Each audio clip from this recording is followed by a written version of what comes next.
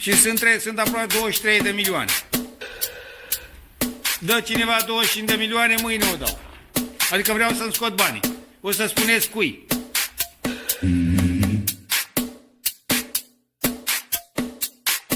Trebuie riscat.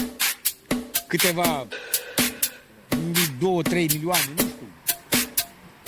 Că riști 2-3 să iei 50. You know what?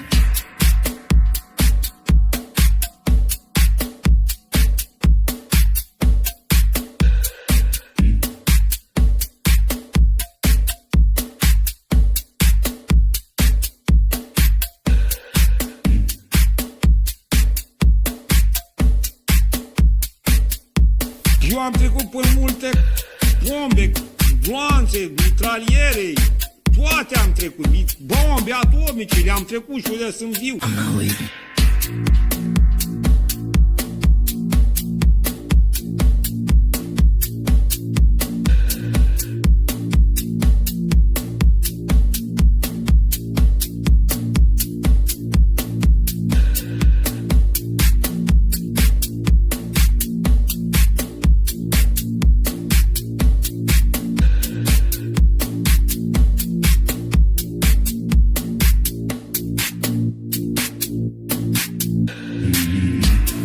And I remain squarely focused on our dual mandate to promote maximum employment and stable prices for the American people.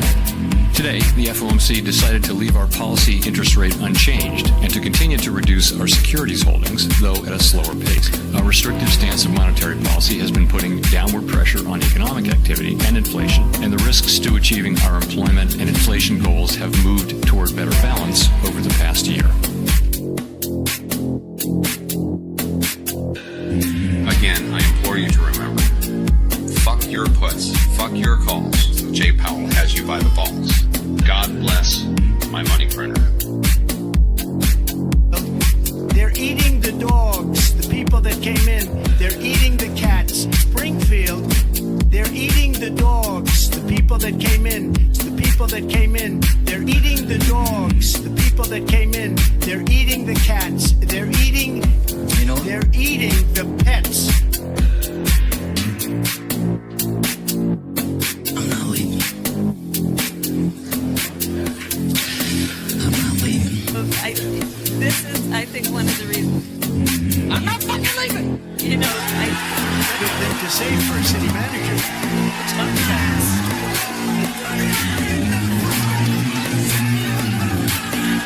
The show goes on. This is my home. They're gonna need a fucking wrecking ball to take me out. Going nowhere. 'Cause I ain't going nowhere. 'Cause I ain't going nowhere. 'Cause I ain't going nowhere. you know, I think one of the reasons why. And Manager. you talk about extreme.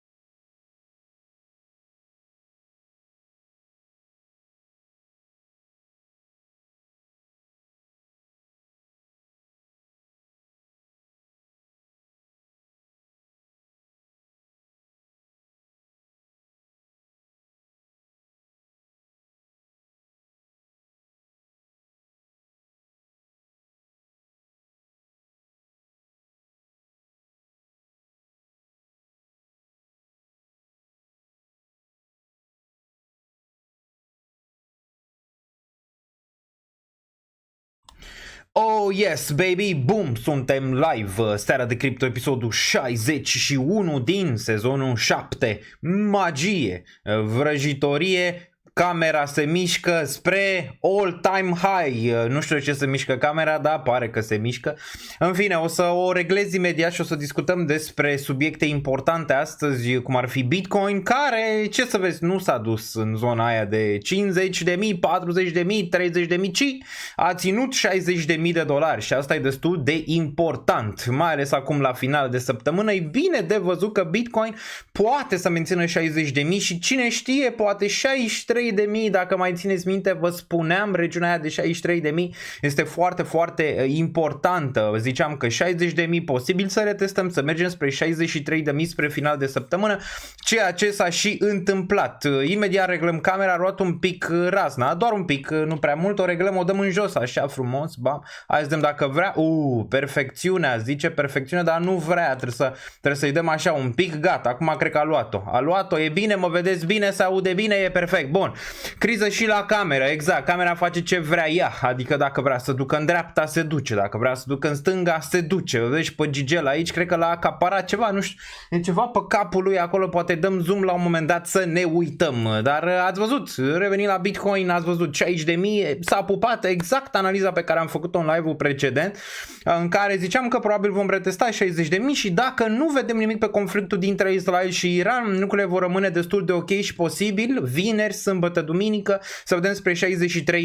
A testat Bitcoin 62.8, aproape de 63.000, vedem dacă poate să urce, mai ales spre final de săptămână, spre regiunea respectivă, ar fi foarte, foarte benefic, plus faptul că dacă nu s-ar mai întâmpla nimic în conflictul ăsta și Israelul doar ar lovi regiuni de asta din Liban, din regiunea respectivă și n-ar mai ataca Iranul, ar fi destul de bine pentru piețe în general, deoarece bursa americană a închis și ea destul de bine, Bitcoin arată bine, săptămâna viitoare vedem și inflația. Apropo de partea economică, am văzut șomajul care vă ziceam că cel mai probabil va rămâne între 4,1-4,2, l-am văzut la 4,1, adică destul de bine, așteptarea fiind la 4,2. Nu numai asta, am văzut non-farm payrolls, nu știu ce s-a întâmplat acolo, dar am văzut peste 250.000 de locuri de muncă adăugate, așteptarea era 140.000.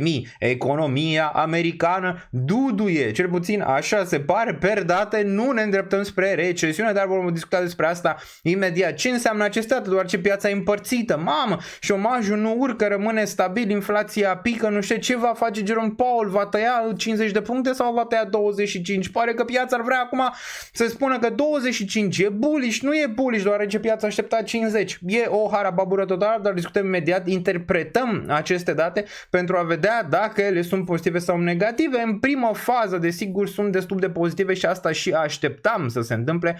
Așteptam ca Bitcoin să aibă o reacție bună vineri, ok? Bun.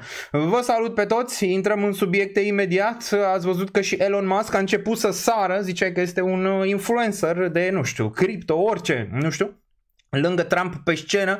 Nu e niciun fel de șoc faptul că Elon Musk s-a dus lângă Donald Trump pe scenă, deoarece așteptam asta, era foarte aproape să se întâmple și la conferința Bitcoin din Miami, adică eram destul de aproape acolo ca Elon să vină lângă Donald Trump să-și facă numărul lui de magie și l-a făcut, a sărit, e și pe thumbnail, dacă ați văzut, era Elon Musk care arăta execrabil ca un villain de ăla din 1950, adică un răufăcător așa ascuns printre rânduri. Apropo de Elon Musk, știți foarte bine când a luat Twitter-ul, a zis că Twitter trebuie să fie o platformă împărțită și să nu aibă vreun bias față de republicani și democrați. Asta era cu un an jumate, ceva de genul ăsta. Acum îl vedem pe Elon Musk fix lângă Donald Trump. S-a schimbat ceva, Elon?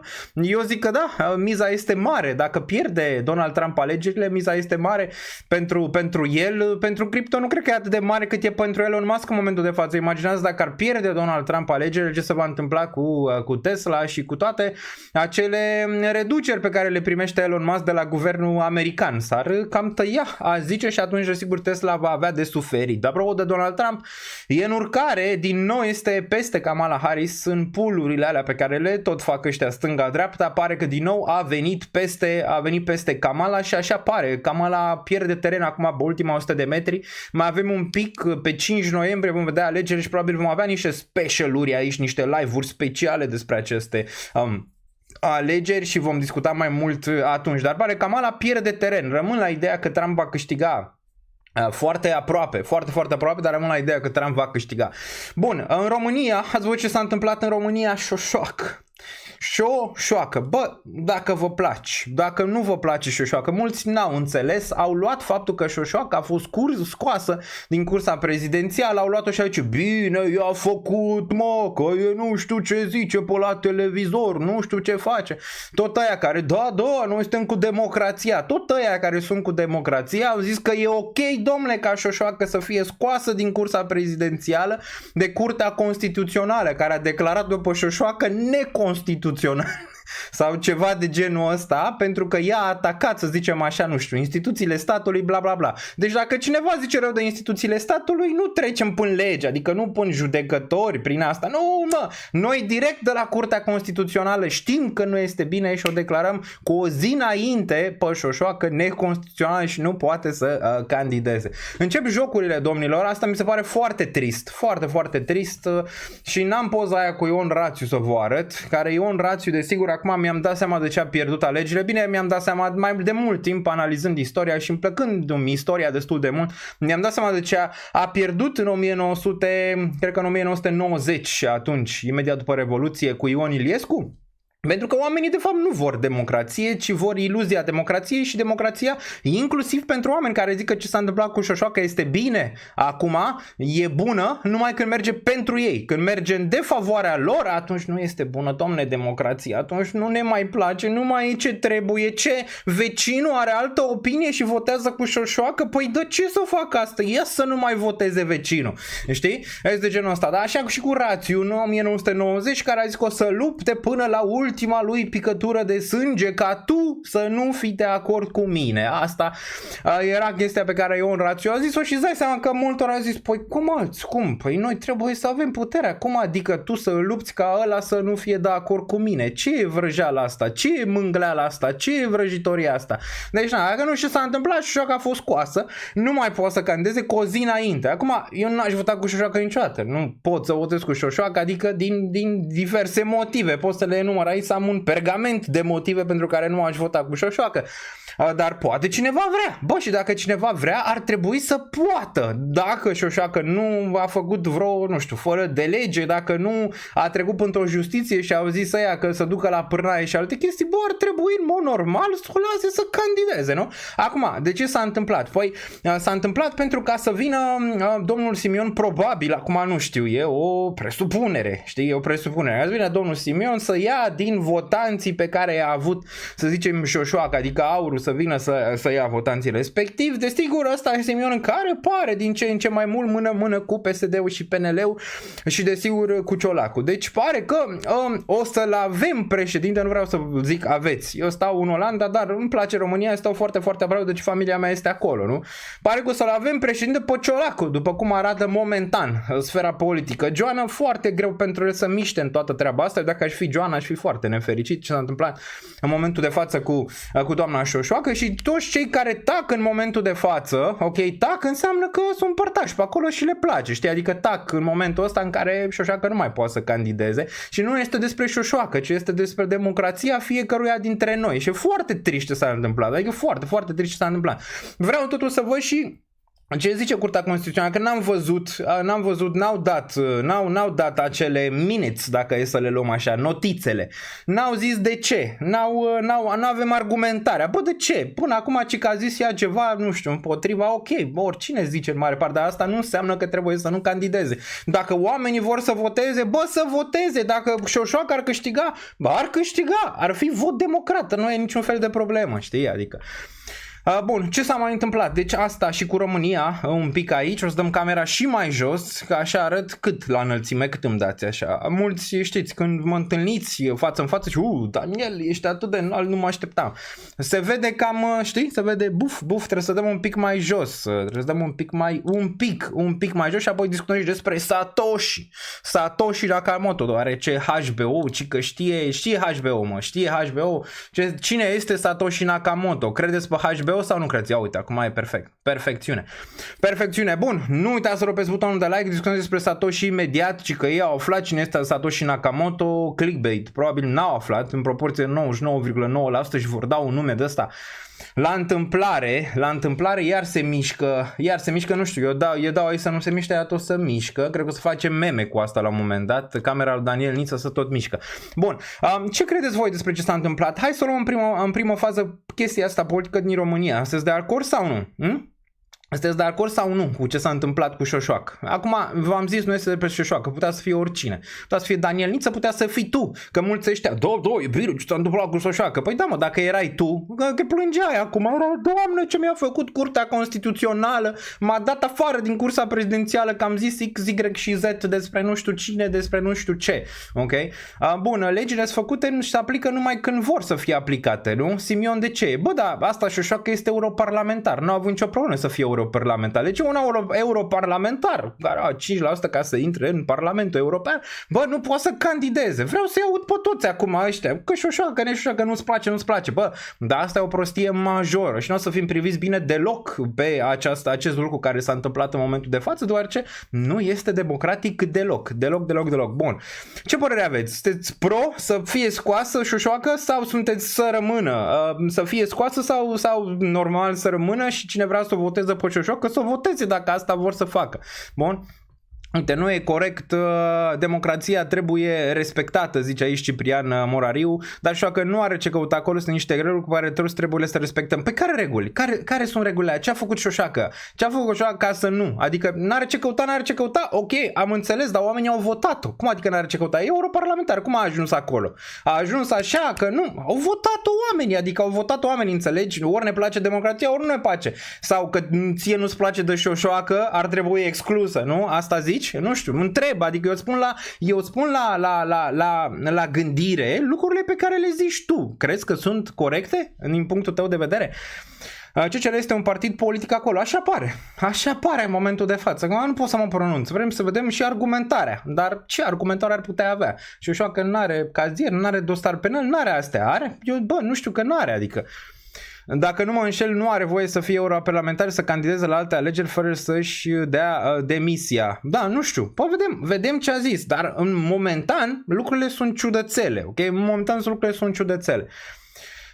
Respectă pactul de la Znagov. Nu știu exact ce este pactul de la Znagov, dar o să mă uit să văd ce este. A falsificat semnăturile, la fel ca toți. Și toți au zis, inclusiv Simion a zis pe public. Bă, Curtea Constituțională n-a sesizat nimeni cu Curtea Constituțională când a zis Simion, da, toți am dat semnăturile, nu sunt reale. Țineți minte când a zis Simion asta? No one cares, bro, adică nimănui nu i-a apăsat că PSD-ul, PNL-ul și cu AUR și cu toți ăștia falsifică semnături. Nu i-a apăsat nimănui. Bun. Este timp pentru democrație. Eu personal n-aș vota niciodată cu Șoșoacă. Da, nu despre asta este vorba. E vorba că unii oameni, vor să voteze cu ea. Din diferite lucruri, nu știu. Că acum, de ce există Șoșoacă sau de ce există cineva ca Șoșoacă este o întrebare bună și este o întrebare de societate, nu? De ce există partide ca AUR? De ce există partide ca Șoșoacă? De ce? Pentru că ăștia care au fost la guvernare n-au făcut nimic în ultimii 40 de ani, decât și-au împărțit ciolanul în 3. Și desigur că oamenii au ajuns la mamă, nu mai putem, știi, și de acolo, de la nu mai putem, a ieșit acest val, să zicem așa, pe care îl vedeți naționalist în momentul de față, ok? E o chestie de societate, de ce există Șoșoacă, de ce există AUR, de ce există toate astea. Asta este secundar. Întrebarea e, de ce omul nu poate să-și exercite vot? Păi e unul care zice, eu vreau să votez pe Șoșoacă. Nu poate. Democrație, adică să vrei să votezi, nu mai poate să voteze, că, domnule, nu se poate, cu o zi înainte s-a dus. Bun, like. Daniel Niță, președinte, am mai explicat despre asta. Politica este, mai bine stau departe de politică din multe puncte de vedere, dar asta nu înseamnă că nu putem discuta aceste subiecte. Eu zic că sunt bune de discutat, indiferent ce opinie aveți. Nu trebuie să fiți de acord cu mine, de asta le și citesc pe chat. Dar trebuie să vă pun la gândire măcar lucrurile pe care le spuneți pe chat, nu? Asta mi se pare destul de important de făcut pentru toată lumea. Nu încercați să vă, nu știu, înjurați între voi sau chestii de genul ăsta. Nu încercați, cum a zis Ion Rațiu. Bă, unii avem o idee, alții avem o idee, adică despre ce se întâmplă aici și o discutăm. Asta nu înseamnă că poate, nu știu, tu ai mai aproape de adevăr sau ăla e mai aproape de adevăr. Trebuie să o discutăm ca să ajungem la un numitor comun, ca tu să înțelegi de ce poate nu este ok ca acest candidat să fie scos peste noapte din această cursă prezidențială. Dar vrem să vedem și argumentarea. Ne uităm și în live-ul viitor, vedem pe argumentare. Ce argumentare are Curtea Constituțională? Poate au o argumentare destul de clară. Știu că doi Doi cetățeni au făcut această plângere împotriva ei. Vedem acum. BTC Rally spre 63.000, 62.726 în momentul de față pentru Bitcoin, e foarte posibil să ducă spre 63.000. Scrie în Constituția articolul 40 părțile politice sau persoanele care militează împotriva statului prin acțiuni și scopuri se declară a fi neconstituționale. Păi da, trebuie să ai, să zicem așa, niște chestii de care să te legi. Că așa mai mulți candidați, inclusiv Simion a zis multe chestii despre partidul advers sau despre Constituție sau despre alte. Păi el de ce nu-l declarăm? Alegem așa, alegem cherry picking din ăla și ăla. Bun.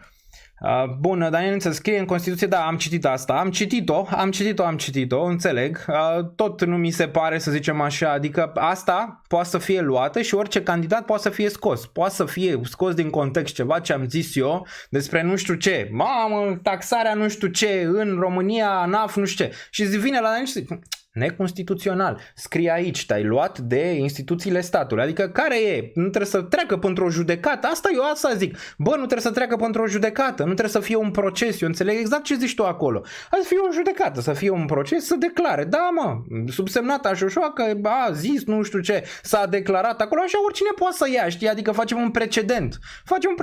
Așa poate să ia oricine. Dacă eu sunt la putere, de exemplu, și vreau să-l scot pe ăla care nu vreau eu să candideze, îi iau din 11.000 de interviuri pe care le-a dat, găsesc una în care el a zis ceva ce nu se leagă constituțional și eu cred că nu se leagă constituțional, mă duc îi fac plângere și ăia de la Curtea Constituțională zic, da, domnule, așa este, uite, aici a zis ceva nasol despre neconstituțional Daniel Niță, adică trebuie să ai un proces, trebuie să ai o chestie, trebuie să fie, nu imediat peste noapte, adică asta nu se fac imediat peste noapte, poate să eu nebun, mă, poate să eu nebun, dar nu se fac așa treburile, ok? Nu se fac așa.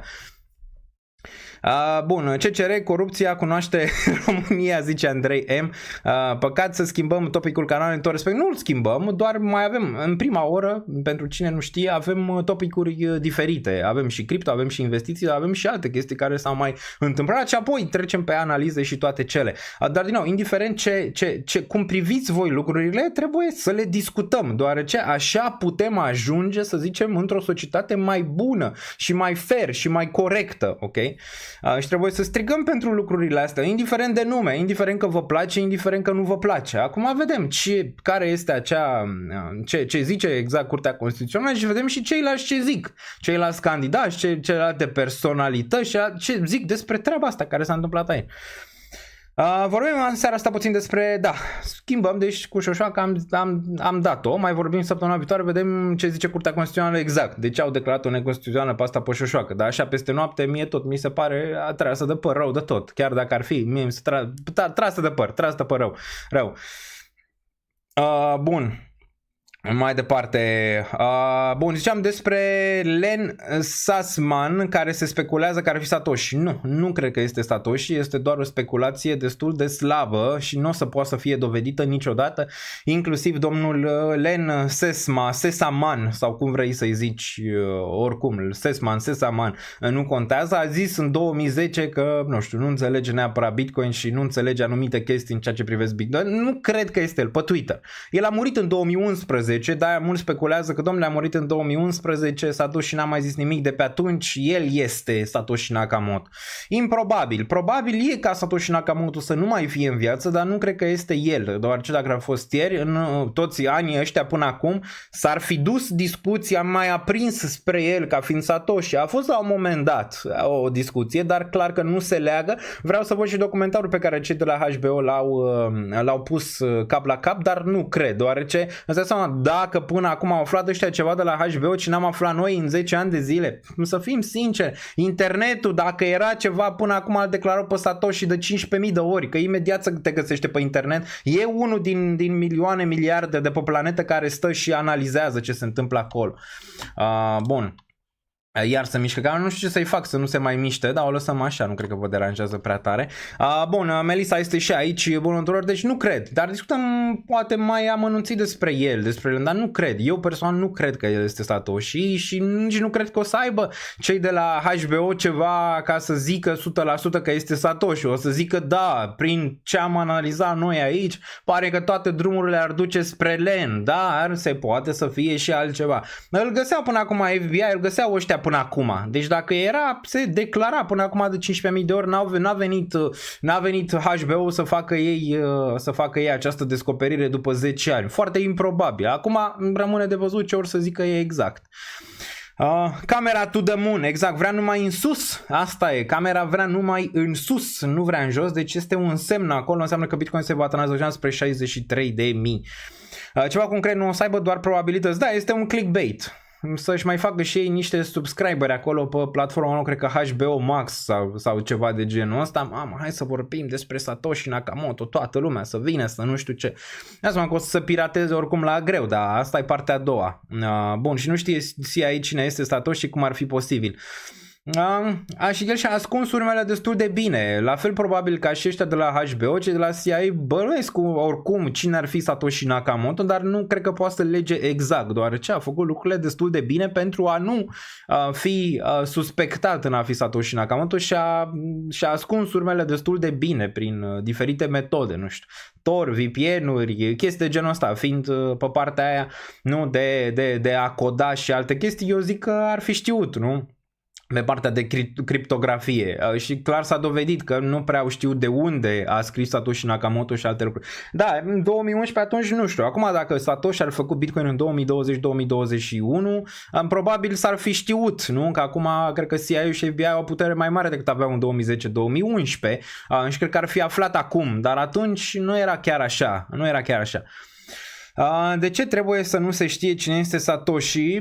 Pentru că e povestea asta că Satoshi Nakamoto de fapt el este privit, eu am mai făcut această asemănare ce a vrut să facă Satoshi. Satoshi Nakamoto este un creator similar, el a vrut să se asemuieze în mare parte cu Dumnezeu, ok? Asta a vrut Satoshi Nakamoto, deoarece el a creat ceva și l-a lăsat liber. Asta e povestea. Acum nu știm că el a pierdut cheile, că a murit, că asta e povestea, nu? Deoarece el n-a mutat Bitcoin 1 milion de Bitcoin, că zicea cineva, că știm noi cine e Satoshi, că mută Bitcoin. Unde mută, mă? Că n-a mutat niciun Bitcoin, că portofoliul lui este public, adică și se poate vedea. Acum că el ar mai fi avut alte portofele, sunt discuții și discuții, acum nu poți să dovedești, că poate nu era singurul lui portofel cu milioni, e posibil să fie avut mult mai mult Bitcoin pe care să-l fi retras, dar povestea este că el este un creator similar cu Dumnezeu. Asta e asemănarea, dacă e să o iei așa, în care el a făcut Bitcoin și l-a lăsat spre descentralizare și pe a dovedi Bitcoin ce vrea să fie. Că vezi, acum nu știm ce este aur digital, este monedă de tranzacționare, este store of value, merge cu partea de tech, nu știm, știi? Dar asta a fost și frumusețea pe care s-a Satoshi, cum a lăsat-o el, a lăsat să vadă Bitcoin în ce direcție se duce. N-a fost bătut în cuie neapărat, cu toate că el în white paper a zis peer-to-peer electronic cash, dar de acolo n-a zis mai mult de atât. Asta doar era ideea lui principală, dar el l-a lăsat să se ducă să evolueze în ceva în final. Momentan evoluează mai mult spre aur digital, dar nu numai, rămâne de văzut. Momentan clar că aia evoluția mai mult spre aur digital decât spre peer-to-peer electronic cash. Din peer-to-peer electronic cash ați văzut că au venit mulți, Bitcoin Cash, Bitcoin SV, toți ăștia care au zis, domnule, viziunea lui Satoshi era să fie asta, doar ce scrie în white paper, cum este ăștia la Constituția Americană din 1312 vara, scrie că trebuie toți americanii să aibă arme să se împuște între ei, știi? Așa era așa și cu Satoshi. Satoshi, a avut și el o idee, prima iterație de bani descentralizați privați, dacă e să o iei așa, nu mai există altceva în afară de Bitcoin, aia a fost primul moment și de acolo lucrurile s-au dus într-o altă întorsătură, similar cu Dumnezeu care a lăsat omul, asta e teoria, nu știm neapărat, a lăsat omul, să zicem așa, l-a creat, l-a lăsat, nu intervine deloc, cum nu intervine nici Satoshi Nakamoto, pentru că omul și Bitcoin să își facă treaba lui normală, adică să evolueze spre o chestie normală descentralizată. Că asta e, omul devine oricum din ce în ce mai descentralizat, că el a fost la început creat descentralizat, a fost centralizat tot de om, ați văzut în trecut cu toți ăștia, faraon, bla bla bla, cu toți ce s-a întâmplat până acum, era mai centralizat, apoi acum o luăm spre descentralizare, de asta e Curtea Constituțională, de asta e separarea puterilor în stat, de asta e toate chestiile, asta încerci din nou o întoarce la descentralizarea de bază, ok? Bun, deci cam asta. Da, am văzut-o pe aia cu United Arab Emirates, care nu mai are taxe pe tranzacțiile de cripto, ceea ce este bine. Acum nu știu, nu m-am uitat exact să văd la ce taxe se referă exact acolo, dar nu știu dacă trebuie să fii cetățean sau nu trebuie să fii cetățean în zona respectivă ca să n-ai taxele. Încă e un pic gri, rămâne de văzut. Bun, la ce e bun Bitcoin? Poți să-l pui la ciorbă. Am mai discutat despre ce este Bitcoin și de ce are valoare, cu toate că mulți nu înțeleg pentru că n-au citit nici măcar 5 pagini despre Bitcoin, ok? Oricine are o idee preconcepută că Bitcoin e un Ponzi, că e whatever, că n-au citit nici măcar 5 pagini despre Bitcoin, adică n-au stat, doar și-au luat titlurile din media în mare parte. Am mai discutat care este puterea. Bitcoin este prima iterație de bani privați și numai la asta poți să te gândești care este valoarea mare. Până acum n-am avut bani privați, banii au fost guvernamentali, nu? Că sunt de hârtie, că sunt de car, că nu știu ce. Acum ai avut banii internetului, bani descentralizați, bani privați pe care tu poți să-i ții pe un portofel al tău cold, în care nimeni să nu știe cheia privată și nimeni să nu-l acceseze. Numai de acolo este o putere enormă pe care Satoshi a lăsat-o atunci, nu? În zona aia în 2008, când a scris white paper-ul imediat după criza economică, că de acolo a venit toată ideea lui Satoshi. Nu cred că este CIA, nu cred că sunt serviciile, deoarece de ce ar fi vrut serviciile secrete să dea puterea omului înapoi, nu? N-ar fi vrut asta cel mai probabil, nu cred. Posibil să fie cineva care a lucrat în servicii, asta e o altă idee, și diferită de a fi serviciile secrete. Serviciile secrete e improbabil să fie CIA, NSA sau toate astea care se speculează în momentul de față prin presă, foarte, foarte improbabil să fi creat un serviciu secret. Bitcoin posibil niște oameni care au lucrat prin serviciile secrete, dacă ei, cei care au avut aceste informații de criptografie din trecut, poți să zici că în sfera aia se învârtea, nu poți să știi cine este Satoshi, dacă este un om sau este o persoană sau așa. Totuși, cred că portofelul lui va fi mutat mai devreme sau mai târziu, deoarece probabil vom ajunge la un moment dat cu Quantum în câțiva, nu știu, 10, 20, habar n-am, încât să putem sparge acel portofel al lui Satoshi, deoarece el nu se poate să facă upgrade la Quantum Proof, deoarece asta ar fi trebuit să facă. Toate portofelele de blockchain vor face upgrade la Quantum Proof mai devreme sau mai târziu, în 10-20 de ani. Dacă nu știți ce este Quantum, urmăriți la mine pe canal, mergeți la secțiunea videouri, intrați la secțiunea cripto aici, aveți acolo un video foarte bun al Melisei care este pe chat despre Quantum și cât de aproape suntem, că mulți zic, mamă, cât de aproape suntem de Quantum. Momentan destul de departe, ai nevoie de 13 milioane de qubits în momentul de față pentru a putea sparge blockchain-ul Bitcoin, de exemplu. Mai puțin qubits pentru a sparge un server guvernamental. Asta ca să înțelegeți că dacă se ajunge acolo, serverele guvernamentale papara la revedere cu ele, dacă se sparge blockchain-ul Bitcoin, îți dai seama că aceste servere guvernamentale vor fi apă, adică nimic pe lângă asta, dar momentan IBM are vreo 140.000 de qubits. Nu, ne trebuie 13 milioane. Acum nu știm cât de repede va evolua treaba. Ăștia de la IBM vor să facă mai mult de 140.000 sau ceva în următorii 50 ani, nu știu, vor să ajungă sus, nu știu, 500.000 sau ceva, dar suntem departe. Ok, departe pentru a ajunge în zona aia, mulți zic că vine anul viitor.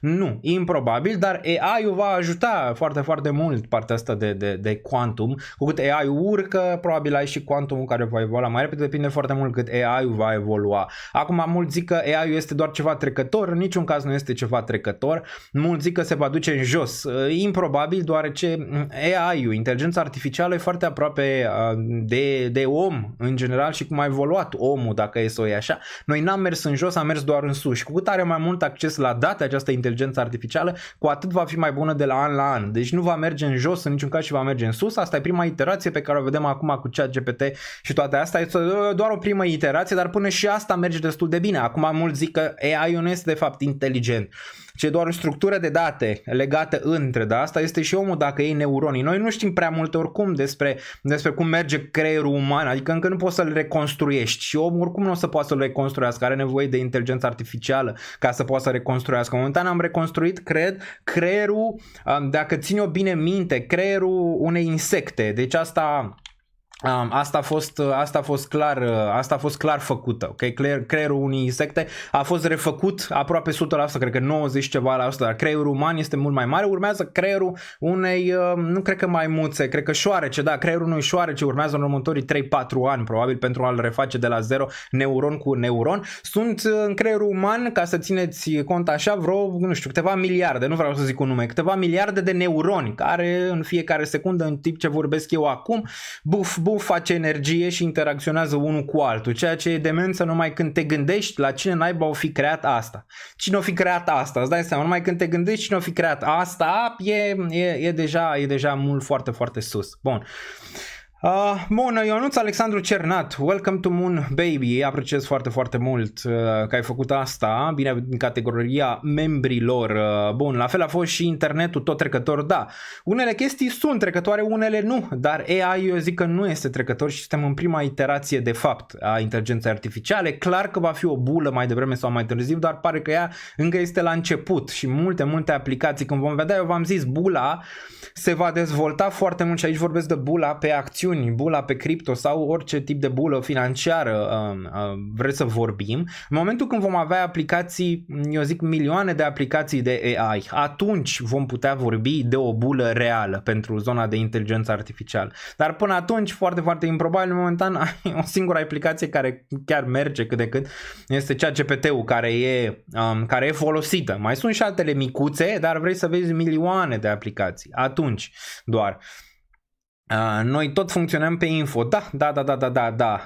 Asta zic, că mulți zic nu putem ajunge la o inteligență reală doar din informație. Ba da, dar trebuie legată într-un fel în care la un moment dat inteligența artificială să-și pună întrebarea cine este, nu? Cel mai probabil. Și atunci se va duce down the rabbit hole și atunci poate să ajungă la acel agi, la acea inteligență super artificială, aproape de inteligența umană. Dar probabil se va întâmpla și așa posibil să descoperim, noi suntem, v-am zis, noi oricum suntem limitați. Noi fără internet am fost și mai limitați, nu? Asta e primul merge între tehnologie și om, este internetul, telefonul, laptopul. Noi n-am fi putut să facem asta, noi n-am fi putut să interacționăm în felul cum interacționăm în momentul de față, nu știu, în 1995, în 2000, în 2003, în 2005. E improbabil să fi făcut asta, deoarece nu era toată infrastructura pusă acolo cap la cap. Și acum vezi, eu vorbesc aici, sunt în Olanda în momentul de față, unul se uită din Anglia, unul se uită din România, unul se uită din Germania, unul se uită din Spania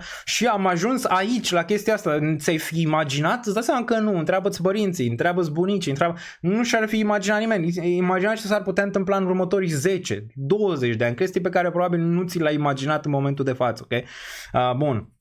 Andrei M, welcome to the moon, baby. Bun, este informație, nu este inteligență. Da, asta zic, este informație momentan. Momentan este doar, sunt bridge-uri de informații, pachete de informații pentru inteligența artificială în momentul de față, dar asta, să zicem așa, este și, dacă dezmembrezi creierul uman, el e format din particele de informație, știi? Întrebarea e cum faci bridge-ul între inteligența artificială și o inteligență reală în care ea să poată să decidă ce vrea să facă, nu? Asta momentan toată lumea caută în sfera asta de inteligență artificială. Bun, mai departe, s-a întâmplat, doar că nu știe multă lume ce s-a întâmplat exact. La politică nu se va schimba nimic, ok, doar generația următoare se îndepărtează de politică. Sperăm ca la un moment dat să avem vot pe blockchain, sperăm, de ce nu? Adică ar fi foarte, foarte relevant, dar acest vot pe blockchain nu se va face fără un ID digital, asta e cu duș întors, știi cum e, că acum dacă ai ID digital făcut de Uniunea Europeană și ai ID digital făcut pe blockchain, e altceva, pe blockchain știi că îți pui datele la tine pe blockchain și sunt encriptate acolo pe zona aia, cine îl face la Uniunea Europeană nu știe exact ce se întâmplă cu datele tale. Bun.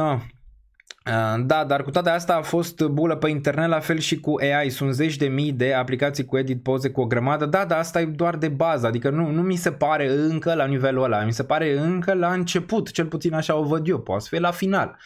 Și nu mă refer neapărat la Nvidia, care Nvidia are 3 trilioane și îți dai seama, să investești în Nvidia acum trebuie să ai spend de 10 ani. Investești în Nvidia la 3 trilioane, ce mai vrei de la Nvidia? 15 trilioane în momentul de față? Bă, se poate, dar e foarte improbabil să se ducă spre zona aia. Nvidia era bună când am luat-o noi, nu știu, 2021, în perioada respectivă, atunci era bună. Acum nu mai e. Bun, este un film undeva inteligența artificială înțelege cine și atacă și stăpânește umanitatea. Da, sunt și multe cărți despre inteligența artificială, le-am tot recomandat de citit și e foarte important să, înainte să aveți o opinie despre inteligența artificială, să stați măcar ore, sute de ore, fie a citi cărți, fie a vă uita la documentare, videouri, oameni interesanți care ar putea vorbi despre subiect, înainte să ziceți clișeul. E trecător, domnule, ca la colț de stradă, știi cum e România, e trecător, domnule. Bun, iar se mișcă camera, o rezolvăm data viitoare, cred că e un buton aici care trebuie apăsat pentru a se nu mai mișca, știi, Unde vreți să vă dau camera? Spre Gigel, nu știu, are ceva pe cap acolo, nu știu exact ce are, dar are, ceva are pe cap. Bun, predicție rata dobânzii. Am văzut șomaj. Ați văzut șomajul? 4,1, excelent. 250.000.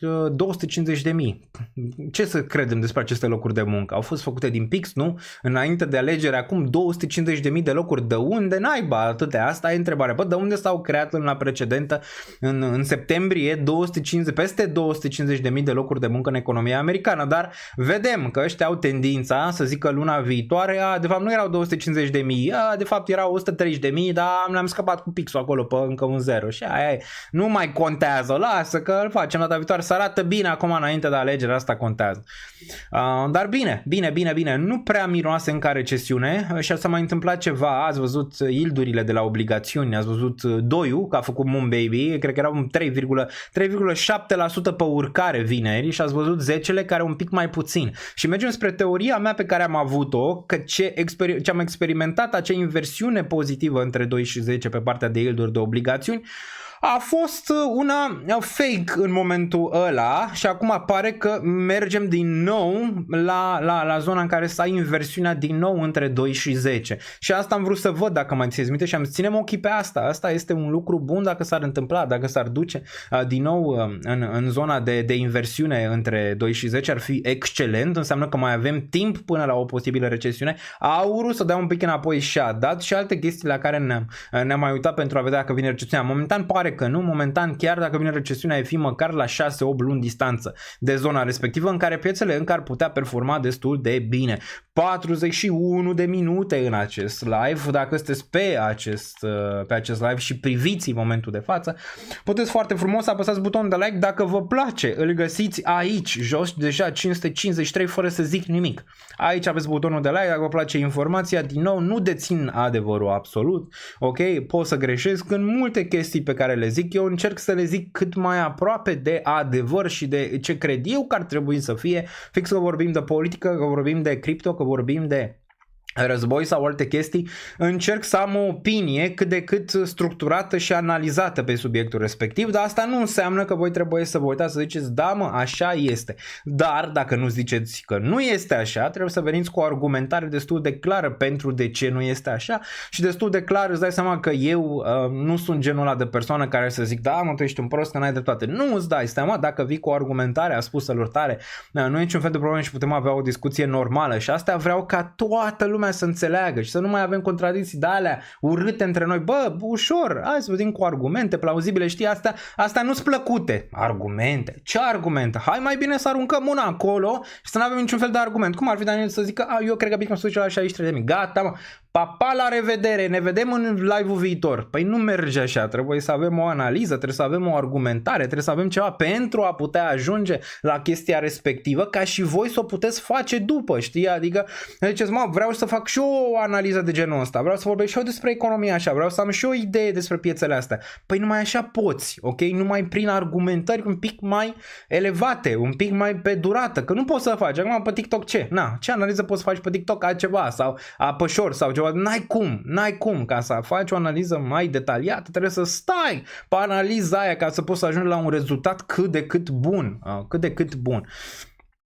Gigel și-a scos tentacolele pentru meme, da, îl vedem acolo pe Gigel, are ceva pe cap, are un paianjen, doar ce vine zona aia cu Halloween, nu știu cum se mai numește până în România și noi aveam câteva de genul ăsta, de-astea românești, am uitat, cine le știe, nu era Baba Dochea, aia era, cred că în primăvară, Da, cred că pe acolo era pe undeva. Daniel, Ministerul Economiei a meritat pe deplin acest status? Eu nu știu neapărat dacă l-aș merita. Sunt oameni mult mai avizați care ar putea să fie acolo decât mine și eu vă zic adevărul, adică sunt mulți care ar putea fi mult mai avizați să ajungă la Ministerul Economiei decât eu, ok, în momentul de față. Dar oamenii avizați nu prea vor, din ce am văzut, nu prea vor să aibă legătură cu politică și v-am zis de ce nu vor să aibă legătură cu politică, deoarece de ce te-ai băgat în mocirlă, asta e, că mulți au încercat și au văzut pe aia care au încercat, te elimine, te nenorocește, te distruge familia, distruge tot, adică dacă vor ei, dispari într-un fel sau altul din sfera aia dacă nu faci ce ți se spune, știi? Și asta e problema de fapt. Dar în legătură cu Ministerul Economiei sunt mulți care ar putea fi mult peste mine la Ministerul Economiei, avizați, ok, avizați ca lume pentru zona aia de Ministerul Economiei să facă din România o țară să duduie, numai că nu e atât de ușor pe cât ai crede tu. Nu dacă ești avizat. Nu asta. Trebuie să faci multe alte chestii pentru a ajunge acolo. Bam. Da, trecută nu se mișca așa. Eu încerc să dau aici cât pot să nu se mai miște camera. E un buton probabil, trebuie să caut. Dar până atunci mai vedeți din cameră. Te dăm așa în dreapta. Dacă vreți aici, bam, uite-l acolo pe Gigel. Stă foarte, foarte frumos. Aici este masa. Aici este jaluzeaua. Frumos. Poate data viitoare eu fac turul la tot birou, dacă se vrea. Dacă se vrea, facem turul la tot biroul aici, dar momentan cred că e suficient. Cred că e suficient. Op, ușor de luța. Ușor în sus de luța. Ușor, ăla-i. Și că-s boomer de la mamă, Daniel însă și-a luat cameră, care se mișcă. Bun, mai departe. Ciolacu și Joana în turul 2, câștigă Joana. Eu îl voi vota la Sconi, zice Ramilian aici. Orice ați vota, cred că ar fi bine să votați, așa cum este sistemul de vot în momentul de față. Orice ați vota. Eu nu vă zic cu cine să votați, deoarece așa mi se pare, dacă vrei să faci orice tip de jurnalism sau orice chestie, nu poți să fii bias. Asta mă deranjează în mare parte și la aceste, nu știu, campanii electorale sau la aceste posturi de TV în care nu zic, bă, nouă ne-a dat bani Ciolacu, nouă ne-a dat bani PSD-ul și acum intervievăm pe cineva din PSD sau nouă ne-a dat bani PNL-ul și acum intervievăm pe cineva din PNL sau nouă ne-a dat bani AUR sau whatever, nouă ne-au dat bani ăia ca să intervievăm și să le luăm interviu. Și de-aia aveți niște întrebări mult mai bune pentru unii și mult mai proaste pentru alții, deoarece unii au dat mai mult, unii au mai puțin, unii n-au dat deloc și tot așa. Asta nu știu, ar trebui să fie publice făcute, ele cred că ies publice la nu știu cât timp distanță și televiziunea doar pune acolo sus un pic în colț. Este campanie electorală. Păi nu e suficient, vrem să știm, este campanie electorală, de ce Curtea Constituțională nu votează asta, adică nu votează pe tema asta? Să vină un să zică, bă, toți ăștia să zică, este campanie electorală, ne-a dat bani PSD-ul.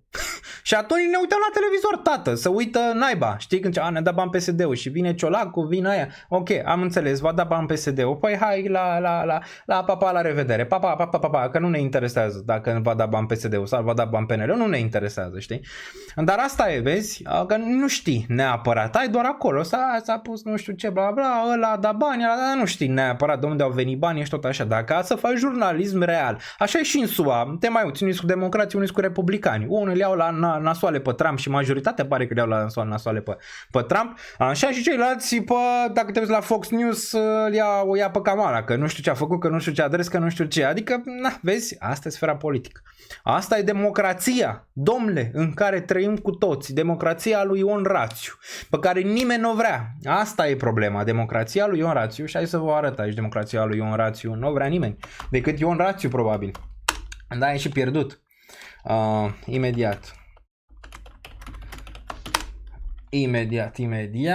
Imediat, că vă arăt aici. Asta. Ok, bun, imediat. Asta e democrația pe care eu aș vrea să o văd. Asta e. Democrația pe care eu aș vrea să o văd. Asta e. Voi lupta până la ultima mea picătură de sânge ca să ai dreptul să nu fii de acord cu mine. Uite, Ion Rațiu aici, 6 iunie 1917, Turda, 17 ianuarie 2000. A murit la Londra, domnul Ion Rațiu. Deci, nu știu cum ar fi arătat România cu Ion Rațiu, probabil mai bine, numai că cetățenii nu erau gata pentru așa ceva. Nu erau gata pentru așa ceva și aia din 90, bă, măcar au avut să zică, bă, noi am fost comuniști 40 de ani, ne pare rău, nu puteam să ne uităm la Ion Rațiu să ne zică că nu, asta. Bă, dar ăștia de acum, din 2004, N-au ce să zic. Au acces la internet, au acces la informații, au acces la tot ce vor ei. Nu mai pot să zic că, bă, noi nu suntem pregătiți pentru asta. Noi suntem pregătiți pentru asta. Nouă ne place să băgăm la pârnaie ăștia candidații politici, să-i scoatem din cursă, să le facem, să le dregem, să nu știu ce. Vezi? Asta e.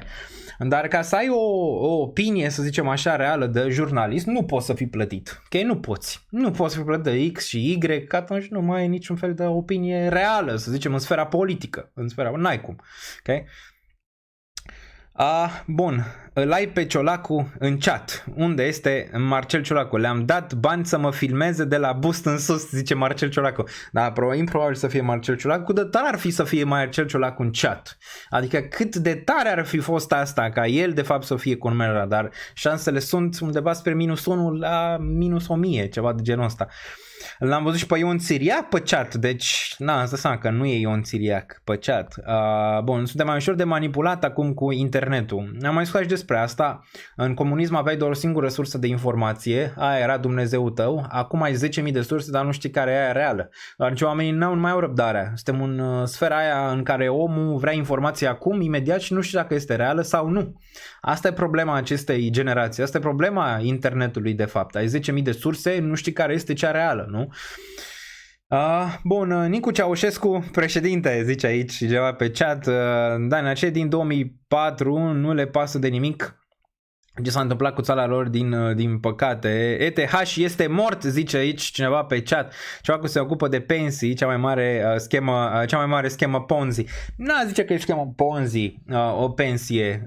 Faptul că ai vrea să pui bani într-o pensie este o schemă Ponzi, sau ar fi, mă scuzați, ar putea fi, uite, s-a ridicat și camera, n-a mai suportat, ar putea fi, deci nu e, ar putea fi, stai 2 secunde să mutăm, nici camera, că mi-am dat 2 palme, n-a mai suportat, a zis ăsta a luat-o cu cap, s-a dus, gata, nu mai rezistă. Dar da, ar putea fi, adică dacă tu pui bani de la 20 de ani și ei la 70, îți dai seama că îți faci viață? Mai bine pun în Bitcoin, adică mai bun îi pun în altceva decât în aia. Dacă aș putea, da, i-aș lua și nu i-aș mai pune în sfera de pensii, dar acum îți dai seama că sunt și oameni nevoiași care ei nu poate să muncească și ar trebui să primească din pensia respectivă. Sunt oameni, nu știu, care muncesc 50 de ani, altă chestie, dar nici ei probabil n-ar vrea, dacă ar ști o alternativă, dar guvernul nu le dă o alternativă, că îi ține sub, da, nu învață în liceu, în școala generală și toate astea pe investiții. Păi nu, că băgați în pensie, băgați pe pensie. Bun. ETH RIP, zice cineva aici, sau am văzut că toți vorbiți de o anumită monedă, este la rezistență, ce relevanță are rezistența când intre bani în monedă sau poate să crească? Rezistența e importantă, dar nu e tot. Camera ta se mișcă după mâini, de câte ori ridici mâna se ridică și camera, da, am văzut, gata, nu mai ridică mâna, puținem doar așa un pic, nu mai mutăm. Pensia vine din contul escrow, sau tare, ești obligat să-i pui la pensie legal vorbind, da, nu te la statul, păi da, asta ziceam și eu că nu mă las statul, dar mai sunt și pensii private, știi? În care hai să punem la pensie privată sau nu știu care, dacă ținem noi banii 50 de ani, dacă ajungi până acolo, îți dăm înapoi în fiecare lună o parte. Bun. Până de Pași, cripto va fi pe primul loc, zice cineva pe chat. Marcel Ciolacu, acum lăsând glumele deoparte, deficitul a fost produs din ajutoarele sociale, bani pe carduri sociale, pensii mărite, pensii speciale adăugate, crezi că deficitul îl acoperi cu împrumutul de la IMF. Păi da, toți vin, păi îți dai seama, că așa e făcut sistemul, știi, dacă nu mărești pensiile, nu mărești tare, nu te votează oamenii care au 60 de ani, nu? Trebuie să le mărești, dacă nu dai pentru cei care au 15 copii, îți dai seama că nu te mai votează aia care au 15 copii, știi? Acum, tu, de exemplu, ai candidat la prezidențiale. Să zicem, hai să facem un exercițiu de imaginație. Tu, hai să luăm pe unul pe chat, uite. Marius Iancu sau Ștefan aici. Te-ai duce și ai candida și nu ți s-ar mișca camera cum mi se mișcă mie, nici n-ar trebui să miște în momentul de față. Nu știu, cred că s-a bulit aici. S-a bulit rău de tot. Nu mai am ce să-i fac, îi dau click-uri peste click-uri, cred că s-a nenorocit, s-a și blocat. S-a blocat, nu mai vede, nu mai aude, s-a blocat și tot. Buf, stai că și-a revenit, gata, nu mai, o lăsăm încet ca să nu mai, dacă închidem ăsta poate merge. Bun, bun, deci facem un exercițiu de imaginație și lăsăm camera, nu mai stresăm că cine știe face crash. Deci, dacă tu acum ai vrea să candidezi la prezidențială, ce ai face? te-ai duce și ai zice, ok, am un plan pe care România să fie cea mai importantă, uite facem asta, uite facem aia și nu te votează nimeni. Că zice, păi ce, că mie mi-e foame, eu vreau pâine, eu vreau făină, eu vreau ulei. Cine te votează, știi, dacă nu e asta? Păi nu te votează nimeni, că asta e de fapt problema. O chestie bună ar fi să faci educație, să dai locuri de muncă reale, să faci anumite chestii ca oamenii să nu mai aibă nevoie de mâncare, de subzistență și de genul ăsta. Dar au, pentru că așa e ținută populația, să aibă nevoie ca atunci să vină cu uleiul, cu mâncarea, cu alea, cu un meeting, cu o chestie, să-ți ia fața, știi? Și tu nu poți să candidezi cu unul, de exemplu, din PSD sau PNL, care asuce și doar de cartează, că are. Îi dă la banii, dă la banii, dă la banii, dă la banii, nu-ți dă nimeni bani. Ăla cumpără făină, cumpără ulei, dă făină, dă ulei, dă aia, dă aia, dă aia, dă aia. Și tu vii cu planul. Păi da, eu domnule am planul. Uite aici, în 5 ani, România, bubuie dacă punem planul ăsta în aplicare. Păi știi câți au fost? Mulți de genul ăsta. Dar n-au prins niciunul. Și poți să vezi asta și în fotbal. Vine unul cu planul, 5 ani, ne pare rău, noi vrem acum, domnule, lasă că eu vreau să mănânc acum, nu știu ce să ne întâmplă în 5, 6, 7, 8, 9, 10 ani de acum încolo. Asta e problema, știi? Asta e problema de fapt. Și e o problemă gravă, deoarece până când nu rezolve asta e foarte greu. Să poți să ai un candidat real, să poți să ai o democrație reală, să poți să ai multe chestii reale, ceea ce privește România și România chiar să ajungă super sus.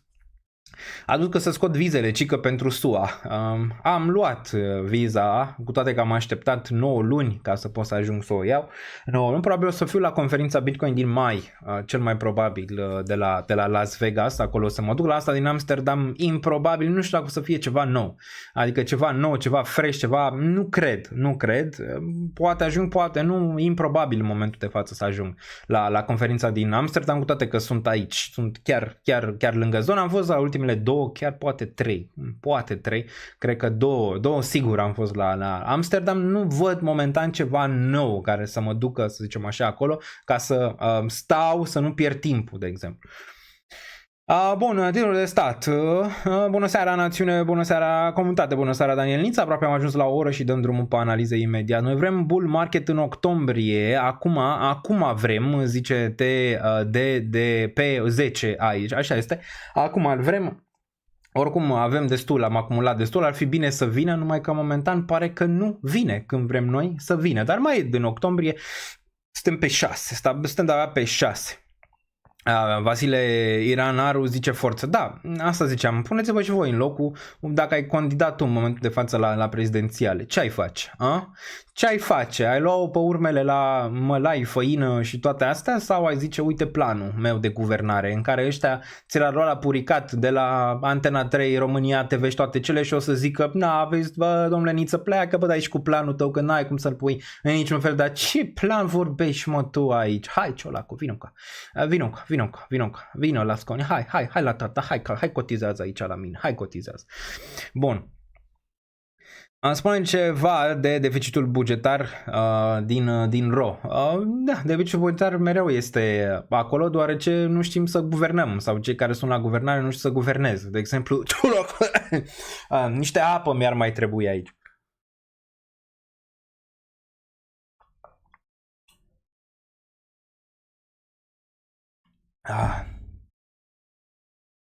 Da, asta e, dar uite ce s-a mai întâmplat prin România. Putem merge pe Twitter, aici, intrăm pe cripto aici, pe cripto aici, imediat să-l găsesc și vă arăt.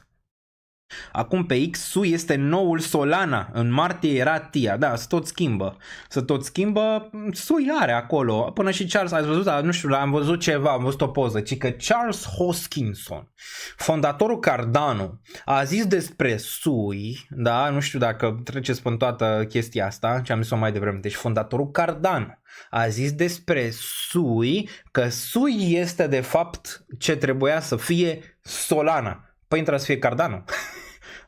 Păi na, acum dacă asta a zis Charles, ce mai avem de Cardano? Păi nu mai avem nevoie de Cardano. Miliarde de ani Cardano, hai cu ele în SUI.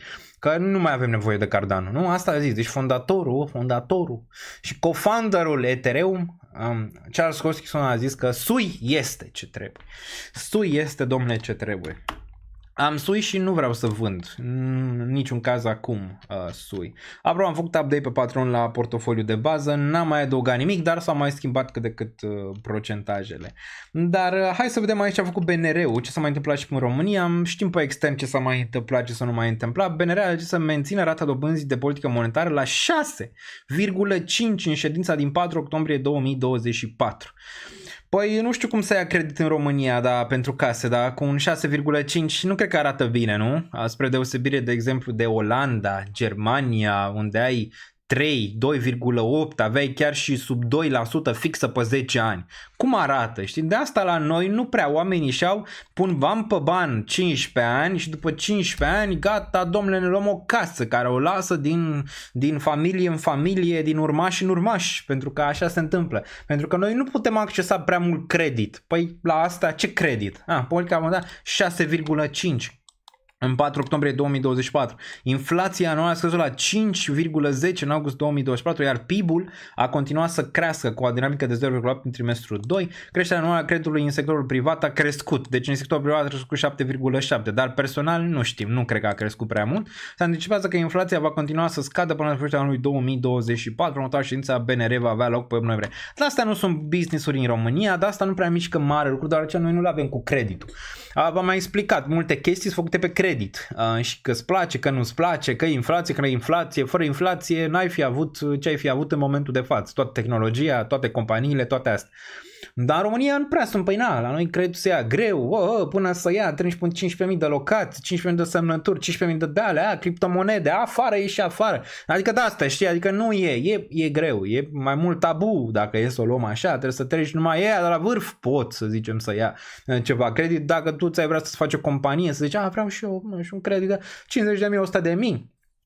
Ne pare, nu numai că nu poți să iei creditul, dar spun și de alea, o dobândă de 7%, 6, 5, whatever, o dobândă de aia și cu tot că îți spun dobânda aia, tot nu ești bun. Tot nu ești bun, tată, tot n-ai aia, știi? Asta, România are și problema asta pe credit, că nu prea, știi? La noi nu știm treaba asta cu creditul, nu știm ce să facem, cum să luăm, cum să-l facem, cum să dregem, nu știm toate treburile astea și de asta suntem un pic înapoi față restul țărilor, dar și cu politica asta monetară a lui Mugur, că acum zic mulți, Mugur a ținut bine, a frecat bine, a făcut bine, nu știu neapărat, dar având în vedere faptul că totuși trăim în România și vorbim de România, poate a făcut lucruri ok cât de cât, dar n-a făcut lucruri peste medie, adică n-a făcut peste medie, ok? Și am zis eu, desigur, cam puțin a tăiat aici, adică n-a tăiat deloc, a ținut dobânda la același nivel aici.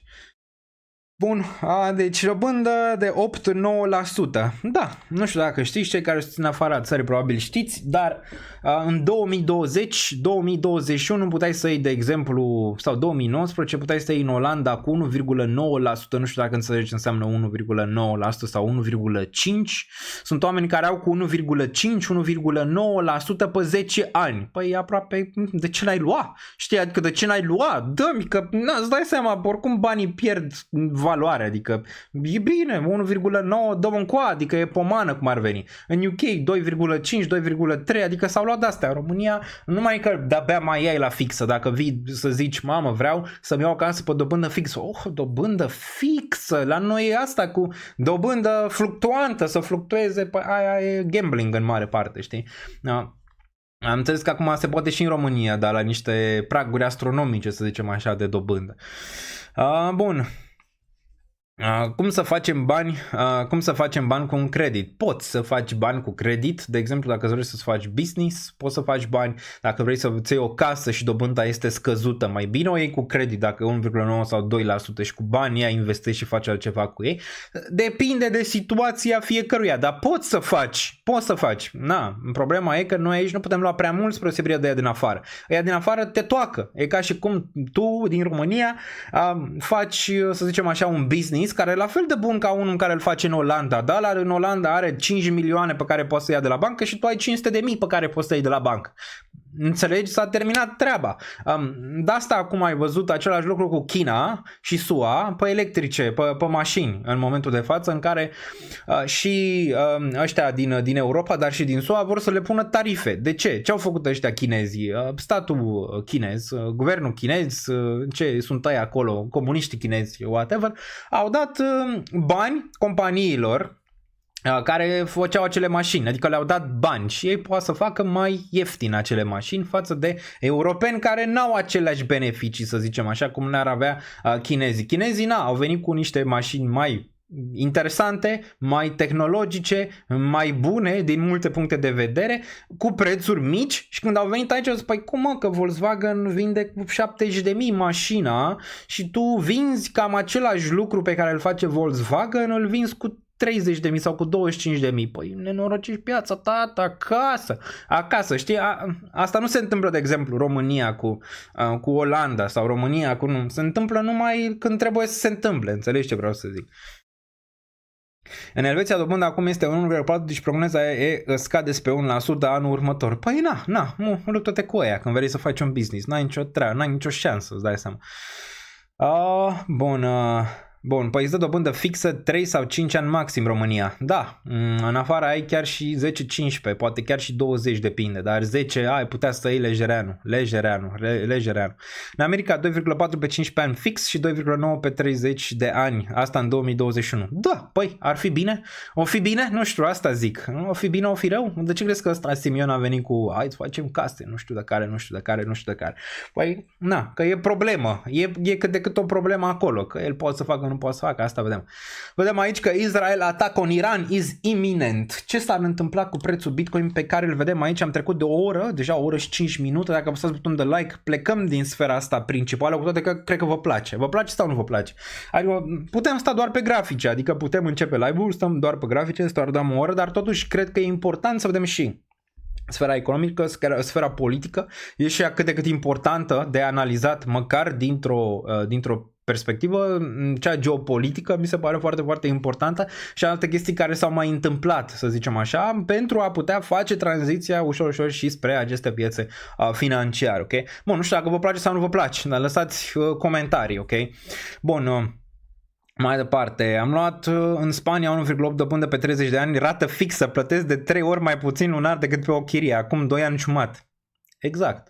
Acum mulți ar zice mai bine stai în chirie. Greșit, depinde de perioadă. Mulți zic că e greșit să stai în chirie, e bine să ții o casă, e bine să iei credit. Bă, depinde de perioadă. Dacă dobânda e de 5, mai bine să stai în chirie. Dacă e dobânda e 3-2, mai bine să iei cu credit, că dai același lucru și îți rămâne și casa. Depinde foarte mult, trebuie să faci niște calcule acolo, sunt niște calcule făcute în joc. Deci când vă uitați la ăștia că merg astea pe internet, mai bine stai în chirie, mai bine să iei apartament, mai bine.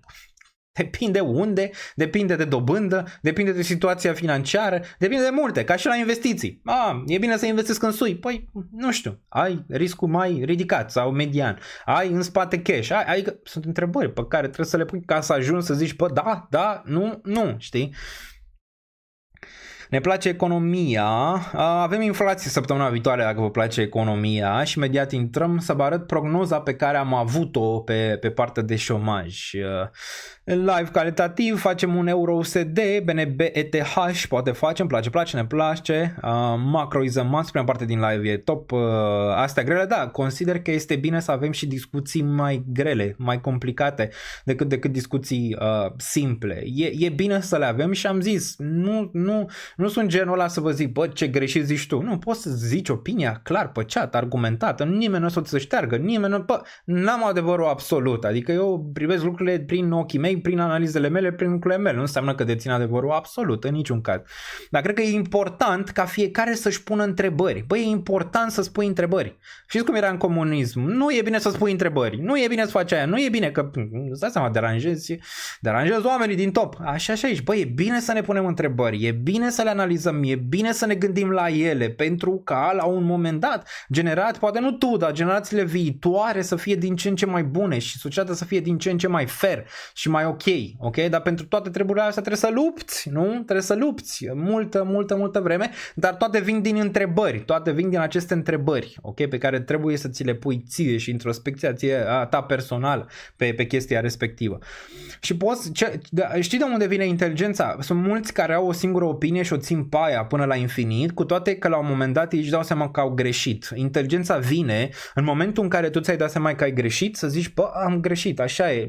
Uite, opinia, după ce mi-ai zis argumentul ăsta, opinia mea e de 2 lei, știi, adică e de 2 lei și eu respect foarte mult oamenii de genul ăsta, dar ce oamenii de genul ăsta denotă inteligența. Inteligența înseamnă că în momentul în care tu îți dai seama că, bă, ai dat-o de gard, știi, bă, am dat-o de gard, adică, uite, m-am gândit, am avut ideea asta, impresia asta, chestia asta, n-a fost cea corectă în final și da, uite, după argumentele pe care mi le-ai dat, pare că totuși așa e, știi?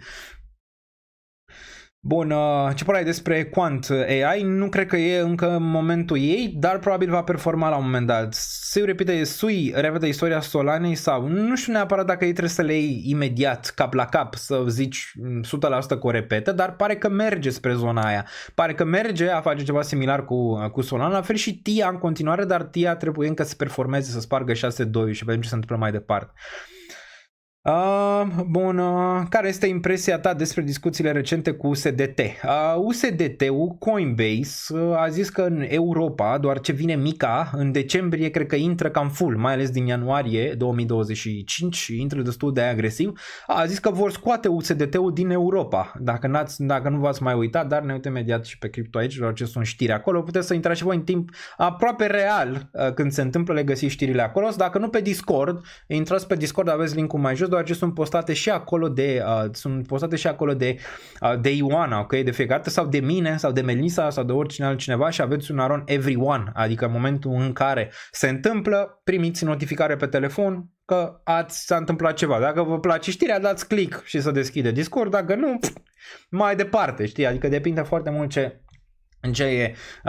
e important de văzut, dar intra și pe Discord. Am avut giveaway și cu cei de la Crypto Expo Europe. De fapt acum sunt AI Expo, doar ce a fost acea conferință de AI încă este, mai este ziua 2 mâine și am avut și acel giveaway cu ei. Mulți, am avut și VIP tickets, am avut și standard tickets, am avut și de toate acolo. Am văzut că a venit și Joana, a venit și Shelly, astăzi am văzusem pe Instagram, a fost prezent Crypto Ace, nu știu dacă este pe chat, probabil este supărat că din nou a bătut Rapidul, cu 2-0 a bătut, dacă nu știți un pic mai devreme, și Melissa care a fost și ea, nu știu dacă mai este pe chat, amândoi au fost la conferință, am văzut că sunt și roboți, erau niște căței roboți acolo prezenți la acea conferință. Am înțeles că a fost destul de bună prima zi.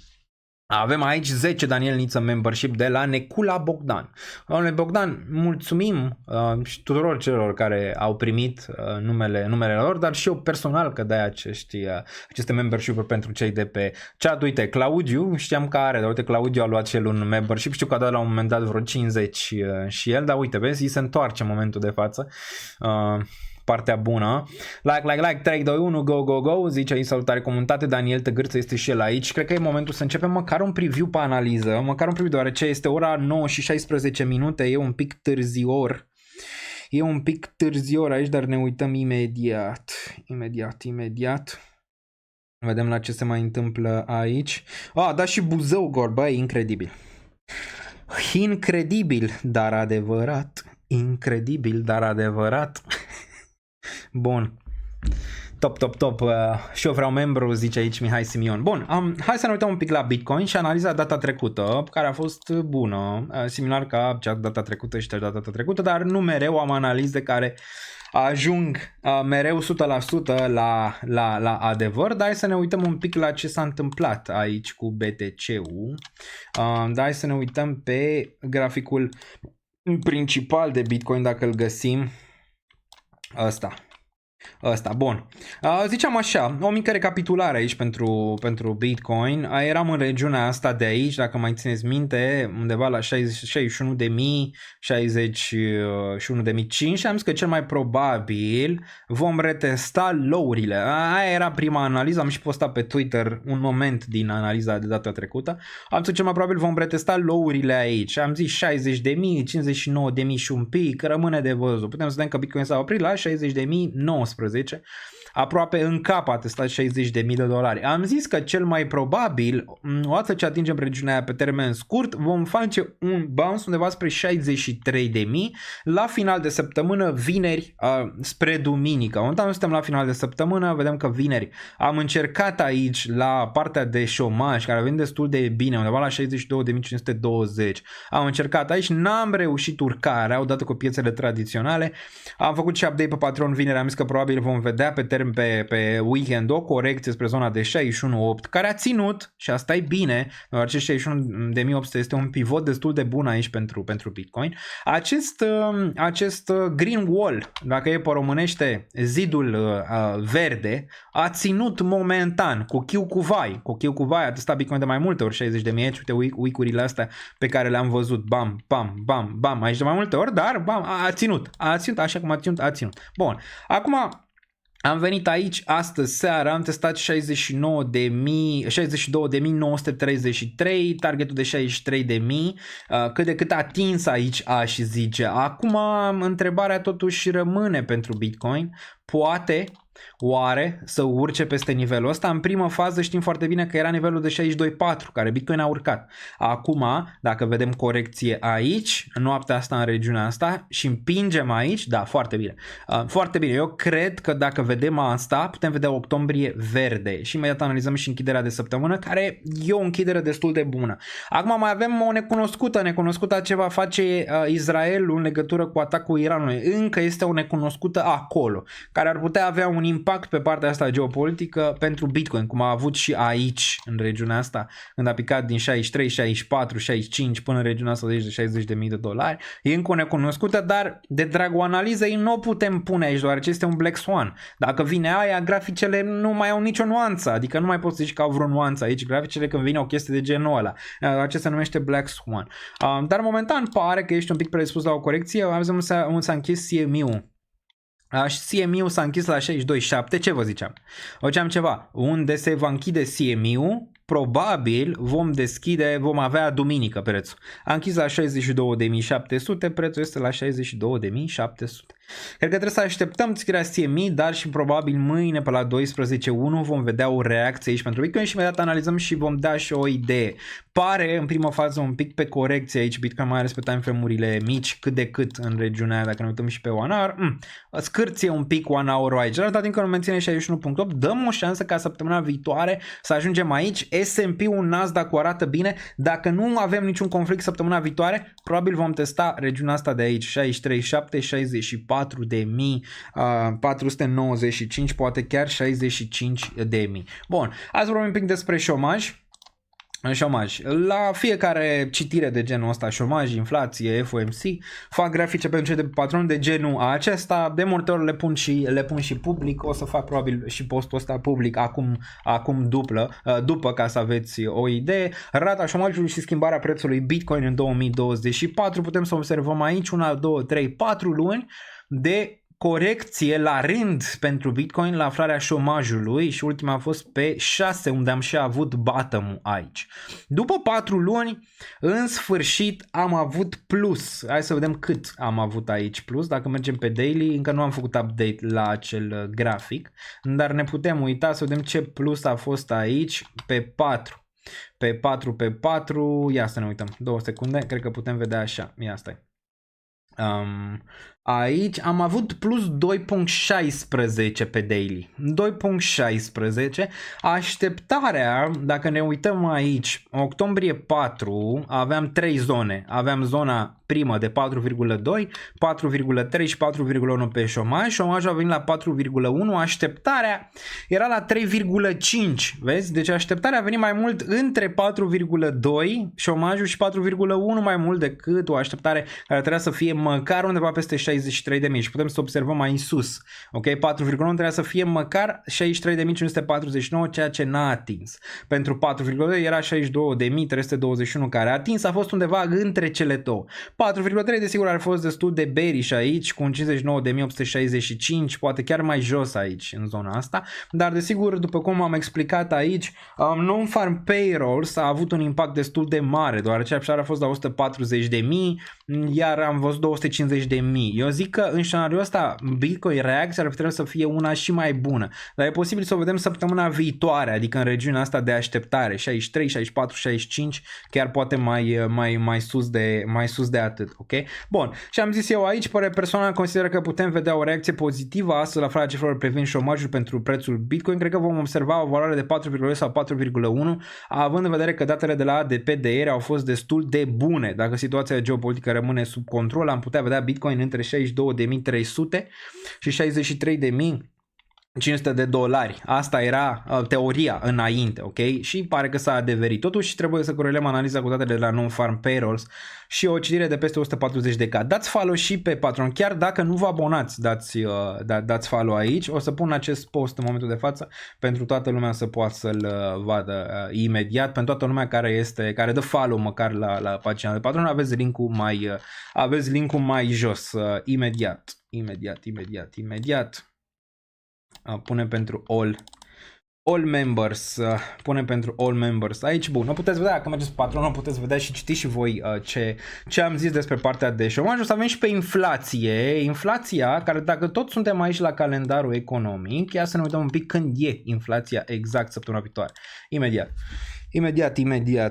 Pentru a face aceste grafice mi-a luat ceva, minim cred că o oră jumate, cred că lucrez la ele de obicei. Imediat. În 2 secunde am primit un mic mesaj aici. Un mesaj mic. Bun, și imediat revenim la treabă. Bun, hai să ne uităm aici. Săptămâna viitoare. Dăm un pic zoom out. Un pic zoom out și avem așa. Avem miercuri, o să avem live, desigur, pe data de 9, avem FOMC Minutes, minutele FOMC. Mulți fac confuzia între ședința FOMC și minutele FOMC. Notițele, dacă era aici notes, probabil ar fost mai ok. FOMC Minutes se referă la notițe, ce s-a discutat în ședința precedentă. Nu cred că o să aibă un impact prea mare din punctul meu de vedere, dar joi pe 10, da, cred că o să avem un impact aici cât de cât. O să avem core inflation rate month over month, year over year pe partea de core și inflația simplă CPI aici month over month și year over year, adică lună peste lună și an peste an. Vă reamintesc că la aceste date ne uităm cu o lună în urmă, deci inflația o vedem pe septembrie, corect, pe septembrie. Acum, așteptarea la core 3,2 aici. Data trecută, așteptarea, vedem forecastul la 3,1, nu avem încă un consens. Avem un consens aici, pare că forecastul ar fi la 3,1. Consensul vine, nu știu, bănci, instituții financiare, chestii treste, ok? Care, apropo, au nenorocit consensul pentru non-farm payrolls. Hai să facem un pic să ne uităm ce s-a întâmplat. Săptămâna asta, hai să vedem this week, hai să vedem dacă merge așa, nu merge așa. This week deja la americani este... bun, recent, cred că pe recent ar trebui să ne uităm aici. Nici pe recent nu merge, nici today, tomorrow, this week, next week, this month sigur o găsim așa. Bun, hai să ne uităm aici la non-farm payrolls pe 4. Aici putem să vedem. Vedem consensul era la 140.000, deci multe bănci s-au așteptat doar la 140.000 de locuri de muncă adăugate. Au 254, deci au dat un pic în bară în regiunea respectivă. Vedem și că aici dacă e așa, cu toate că aici nu e atât de grav, adică nu e atât de greu să-ți dai seama în mare. Acum, CPI-ul simplu îl vedem în consens la 2,3 de la 2,5. Întrebarea e, va pica atât de mult? Aproximez o inflație. Dacă inflația e așa, acum zicem și o concluzie în ce s-a întâmplat pe șomaj și ce am putea vedea pe inflație și ar putea face Jerome, dacă ați rămas până aici, că e pe partea asta de economie și apoi mergem înapoi la grafice. Bitcoin pare că vrea să împingă 63.000 plus în noaptea asta, cel puțin asta arată, stau spre închiderea de săptămână pe care o analizăm imediat. Bun, deci am văzut șomajul bine, cât de cât în așteptare, chiar mai bine decât așteptarea. Și acum, dacă vedem inflația, că vine aici măcar 2,3, hai și 2,4, n-ar fi rău, dar nu peste 2,5 sau 2,5, asta n-ar fi chiar extraordinar aici, ce ar rezulta? Ar rezulta așa. a rezultat că în noiembrie, deoarece nu avem FOMC în octombrie, pentru cei care nu știu, în noiembrie Jerome Powell va tăia doar 25 de puncte de bază. De ce? Păi, șomajul a rămas cât de cât sub control, cum s-a așteptat Jerome Powell, iar inflația cât de cât bună în momentul de față, nu este în urcare, ca să se gândească, de exemplu, dacă inflația ar veni peste 2,5, Jerome s-ar gândi să nu taie deloc, cel mai probabil. Dar dacă inflația vine sub 2,5, 2,3, 2,4, 2,2, whatever, cel mai probabil vom vedea un 25 de puncte de bază. Acum, dacă inflația vine la 2, probabil Jerome va tăia mai mult, dar e destul de improbabil să vină la 2. Vină mai jos camera, mai jos. Ok? Improbabil să vină la 2%, adică targetul lui Jerome Powell. Corul, dacă vine și el undeva la 3,1, 3, probabil Jerome Powell va rămâne la 25 de puncte de bază în noiembrie și apoi vedem decembrie, probabilitatea destul de mare ca și în decembrie să vezi un 25 de puncte de bază. Acum, piețele. Cum au reacționat? Și aici ne uităm la piețele financiare. În primă fază, Bitcoin a avut un pump, apoi a avut dump la aflarea datelor și apoi pump din nou. Piețele clasice, cam similar, dar în mare parte pump. A fost o indecizie în primă fază, piețele neștiind ce se întâmplă. Adică nu și-au dat seama dacă Jerome Powell va tăia doar 25 de puncte, e bullish sau nu. Deoarece în această sferă, Jerome Powell merge spre ce? Spre soft landing. Când vedem soft landing-ul? Cel mai probabil în martie. Dacă până în martie nu va claca nimic, nu vom vedea șomajul la cer, nu vom vedea inflația că urcă înapoi, da, spre regiunile alea superioare, nu știu, de 3, 3,5, 4, whatever, adică începe din nou în traiectorie ascendentă, Jerome Powell va zice soft landing și spre asta merge în momentul de față, ok? Și în final, piața asta a ales în detrimentul faptului că Jerome Powell să taie mai greu dobânda de referință și a rămâne mai ridicată un pic mai mult decât poate te-ai fi așteptat. Cel puțin asta e concluzia, că piețele sau și ai văzut asta din reacția obligațiunilor și aici ne referim la yield-uri. Ai văzut reacția yield-urilor și hai să ne uităm la ele aici ca să punem din nou una peste alta. Dacă ne uităm aici la Treasury Bonds, uite ce s-a întâmplat, uite ce s-a întâmplat aici, am zis 3, dar până la urmă a închis la 5,9, 5,9 a închis 2 aici, incredibil, dar adevărat. Ok, din reacția asta îți dai seama că nu mergi spre recesiune. De ce? Păi cald, în momentul de față urcă yield-urile, înseamnă că nu se cumpără obligațiuni, nu? Adică e destul de clar, deoarece yield-ul urcă. E clar, e destul de clar. Bun. Acum, US 10L și el pe urcare, îl vedem înapoi la 3,96, dar mai puțin. Acum, cum e cu dezechilibru aici? Fix ce voiam să vedem, corect sau nu? Adică corect sau nu? Asta voiam să vedem, asta era analiza pe care am făcut-o atunci și asta am zis, asta vrem să vedem. Dacă se întâmplă asta, e bine, ok, e bine, vrem din nou dezechilibru să continue. Vrem să continue aici în regiunea asta de jos, foarte, foarte mult, să mai stea aici până, nu știu, în 2025, undeva în iulie, august, septembrie, să stea aici. Și apoi la a doua urcare, cel mai probabil vom merge spre recesiune, ok, spre nivelurile astea superioare. Mulți ziceau, Doamne, s-a întâmplat, a făcut inversiunea din nou aici, băi, e prea devreme, aveți răbdare, nu așa merge. V-am mai arătat aici în trecut ce s-a întâmplat, nu cazul 2020, aici în 2008 și în alte zone, până când ai venit în recesiune a durat ceva, se poate observa aici cu inversare inversare și până la urmă ai urcat, dar ai urcat foarte, foarte agresiv. Ai urcat foarte, foarte agresiv și recesiunea a venit abia pe aici, prin regiunile astea, ok?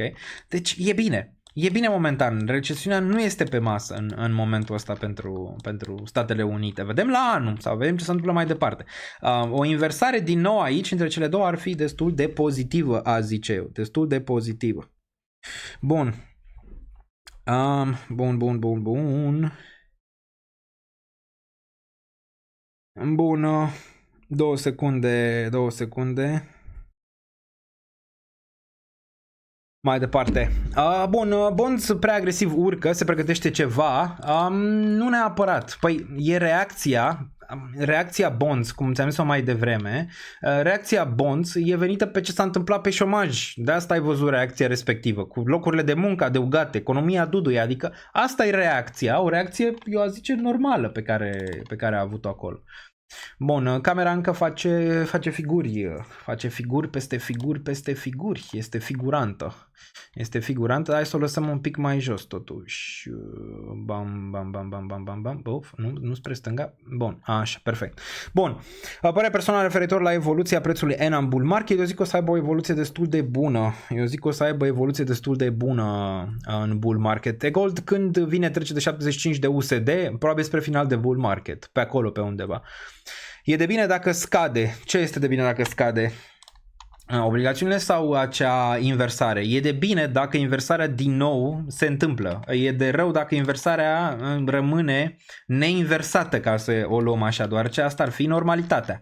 Normalitatea între ghilimele, nu așa merge economia, din păcate.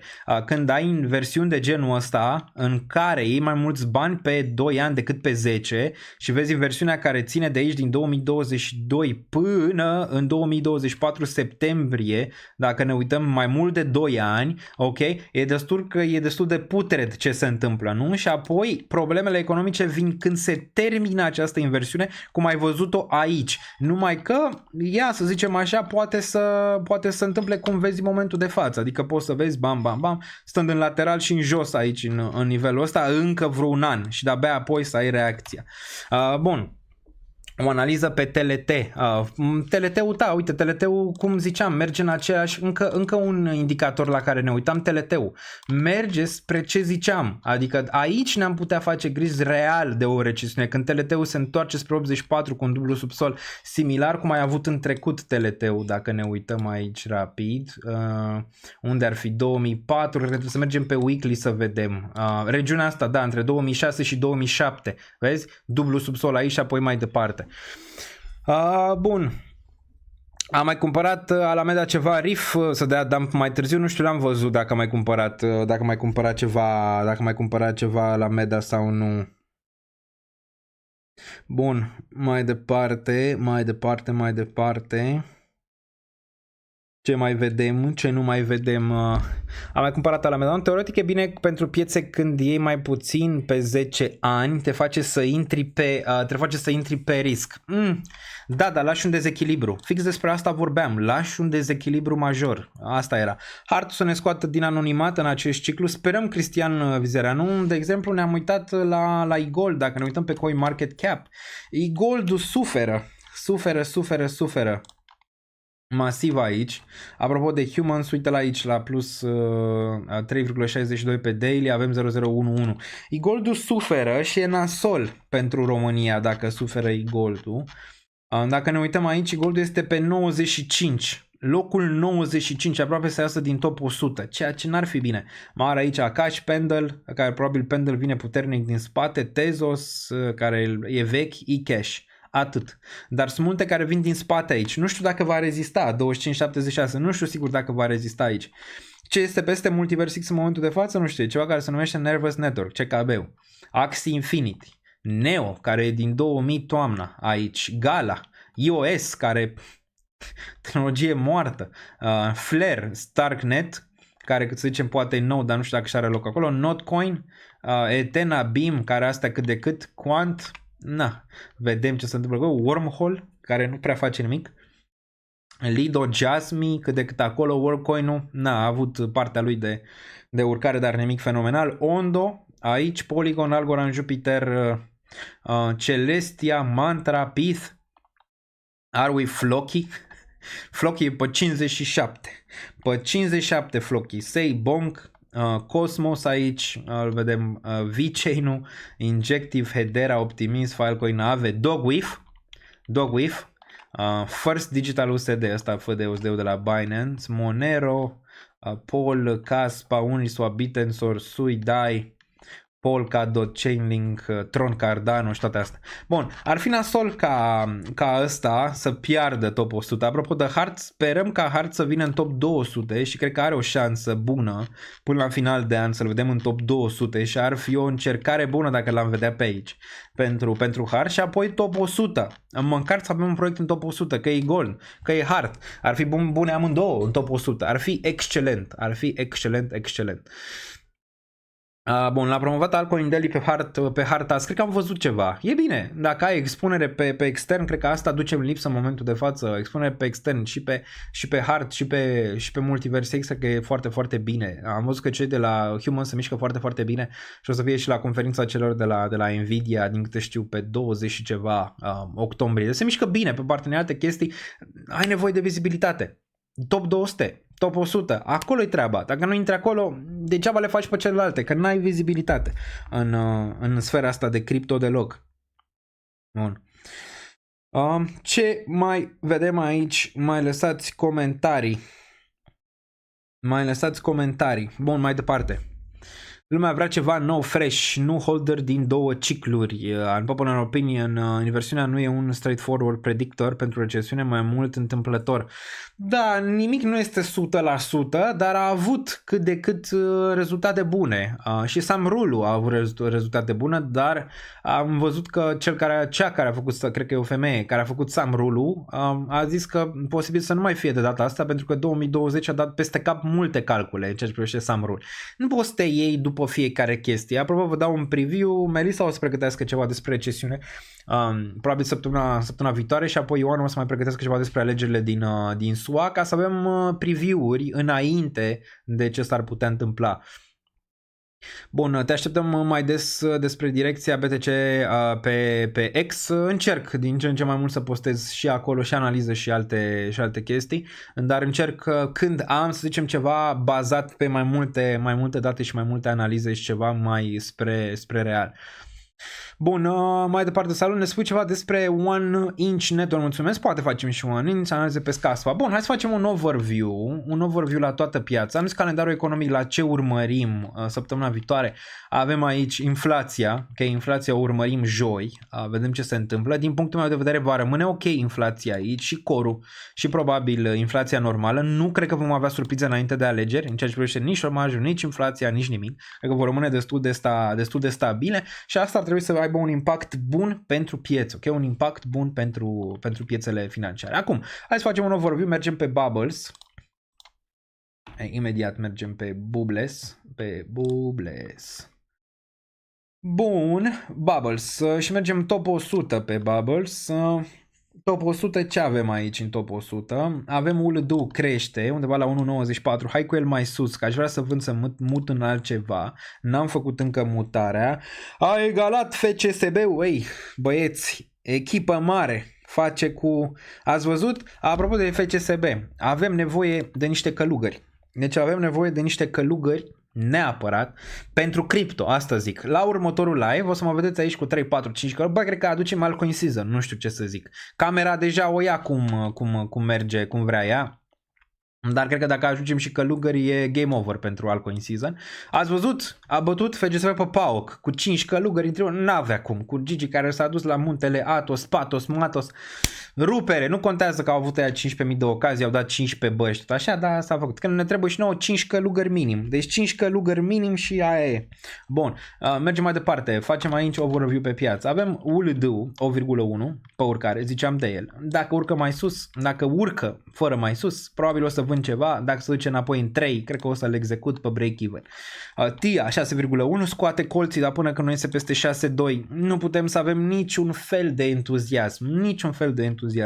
În legătură cu prețul TIA. Peste 6,2 tot entuziasmul cum l-am avut și la SUI, odată ce a urcat peste 21 EMA, am zis SUI se duce. S-a adus. La fel și aici, 6,2, urmări 6,2, urcă peste 6,2 weekly-ul, bam. Acum vă mai arăt ceva, multe altcoinuri, inclusiv TIA, arată ca SUI din săptămânile trecute. Cum arăta SUI din săptămânile trecute? Și acum puteți să vă uitați și voi, poate sunt eu nebun.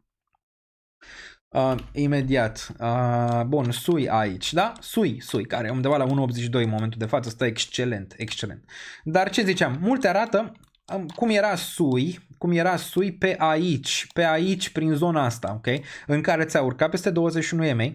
Următoarea candle a fost Rect Baby. Uite cum a închis aici. Ai fi zis gata, s-a terminat și analizasem această închidere, dacă mai țineți minte aici. Analizasem această închidere, a zis, bă, dacă săptămâna viitoare nu vedem peste, poate ne întoarcem în regiunea de 64. Săptămâna viitoare, buf, imediat înapoi spre regiunea asta. Aici candela asta foarte bearish pentru SUI. Odată ce urca peste 21.9 EMA, bam, înapoi în jos. BIM, de exemplu, arată la fel. Multe arată la fel. ca SUI din perioada, uite, vezi? Același lucru. Urcat peste 9.21 EMA, boom, candela aici, zici gata, s-a terminat. Dar săptămâna viitoare este foarte importantă pentru altcoin-uri. Dacă altcoin-urile vor recupera și vom vedea, de exemplu, BEAM care recuperează în 0.019 spre nivelul ăsta de aici, probabil majoritatea vor face ce au făcut SUI, care SUI a luat-o înaintea pieței. Adică nivelul ăsta de 2.9 și tot așa. Dacă ne uităm la TIA un pic mai slabă, deoarece nici măcar n-a putut să urce. Vezi? A încercat aici urcarea peste nivelul și imediat a avut corecție. Totuși, dacă vedem peste 6, 6,2, 6,5 săptămâna viitoare, da, probabil o face același lucru ca SUI și atunci targetul este înapoi aici, 12 și apoi regiunea de 14, regiunea asta superioară. Bun, cam asta e așa o paralelă pentru la ce trebuie să ne uităm. La majoritatea trebuie să vedem ce a făcut SUI, adică urcat peste 9.21 EMA, adică regiunea asta pe care o vedeți voi aici, această linie roz și această linie albă și apoi ați văzut reacția de la SUI. O reacție excelentă imediat după ce a făcut asta. Bam. Asta vrei să vezi la toate altcoin-urile. Vrei să fii bullish pe ceva? Asta vrei să vezi. Acum mă întrebați la iGold cum arată. Imediat ne uităm la iGold. iGold departe, nici măcar n-a avut raliu, dar același lucru, 37-38. Dacă urcă, posibil reacție destul de bună și pentru iGold și pentru iGold aici. Bun, nu uitați, apă și flotări, apă.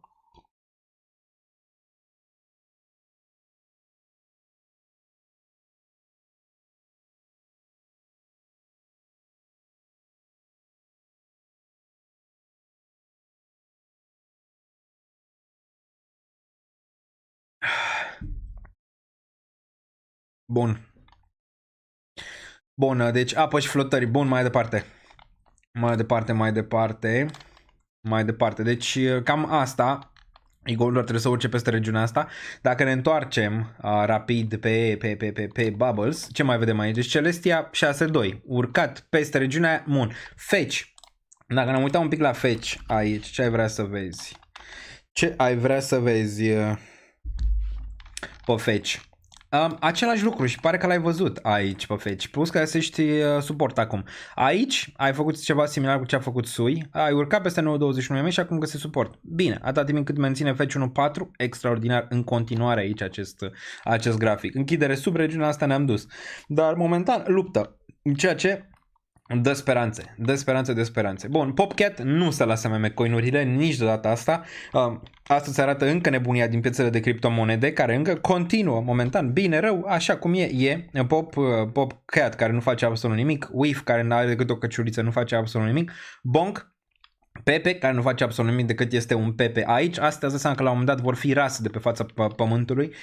WIF, PopCat, Pepe, toate astea rase și lichiditatea va ajunge la un moment dat în chestiile care chiar vor face ceva pe termen lung, dar pare că nu e momentul acum. Ethena aici 5,3. Am zis că Ethena probabil se face înapoi sub zona de 30 de cenți. Dacă ați fost atenți la analizele precedente, ne ziceam că dacă vă place ENA și n-ați acumulat sau ați vrea să acumulați, pentru mine personal ar fi sub 30 de cenți o primă zonă cât de cât realistă pentru Ethena, pentru intrare. Pentru mine nu, deoarece am luat zona respectivă și prețul mediu momentan am luat și 24, am luat și 22, prețul mediu momentan l-am undeva spre 30 de cenți în ceea ce privește Ethena și nu mă mai interesează regiunea asta. Aș vrea Ethena, nu știu, sub 15 cenți dacă se mai duce să mai iau acolo în range-ul ăla. Nu mă mai interesează aici. Acum dacă văd sub 25, 24, poate mai iau ceva mai un pic acolo, nu neapărat foarte mult. Foarte mult aș vrea undeva sub 15 cenți dacă s-ar putea în ce privește Ethena.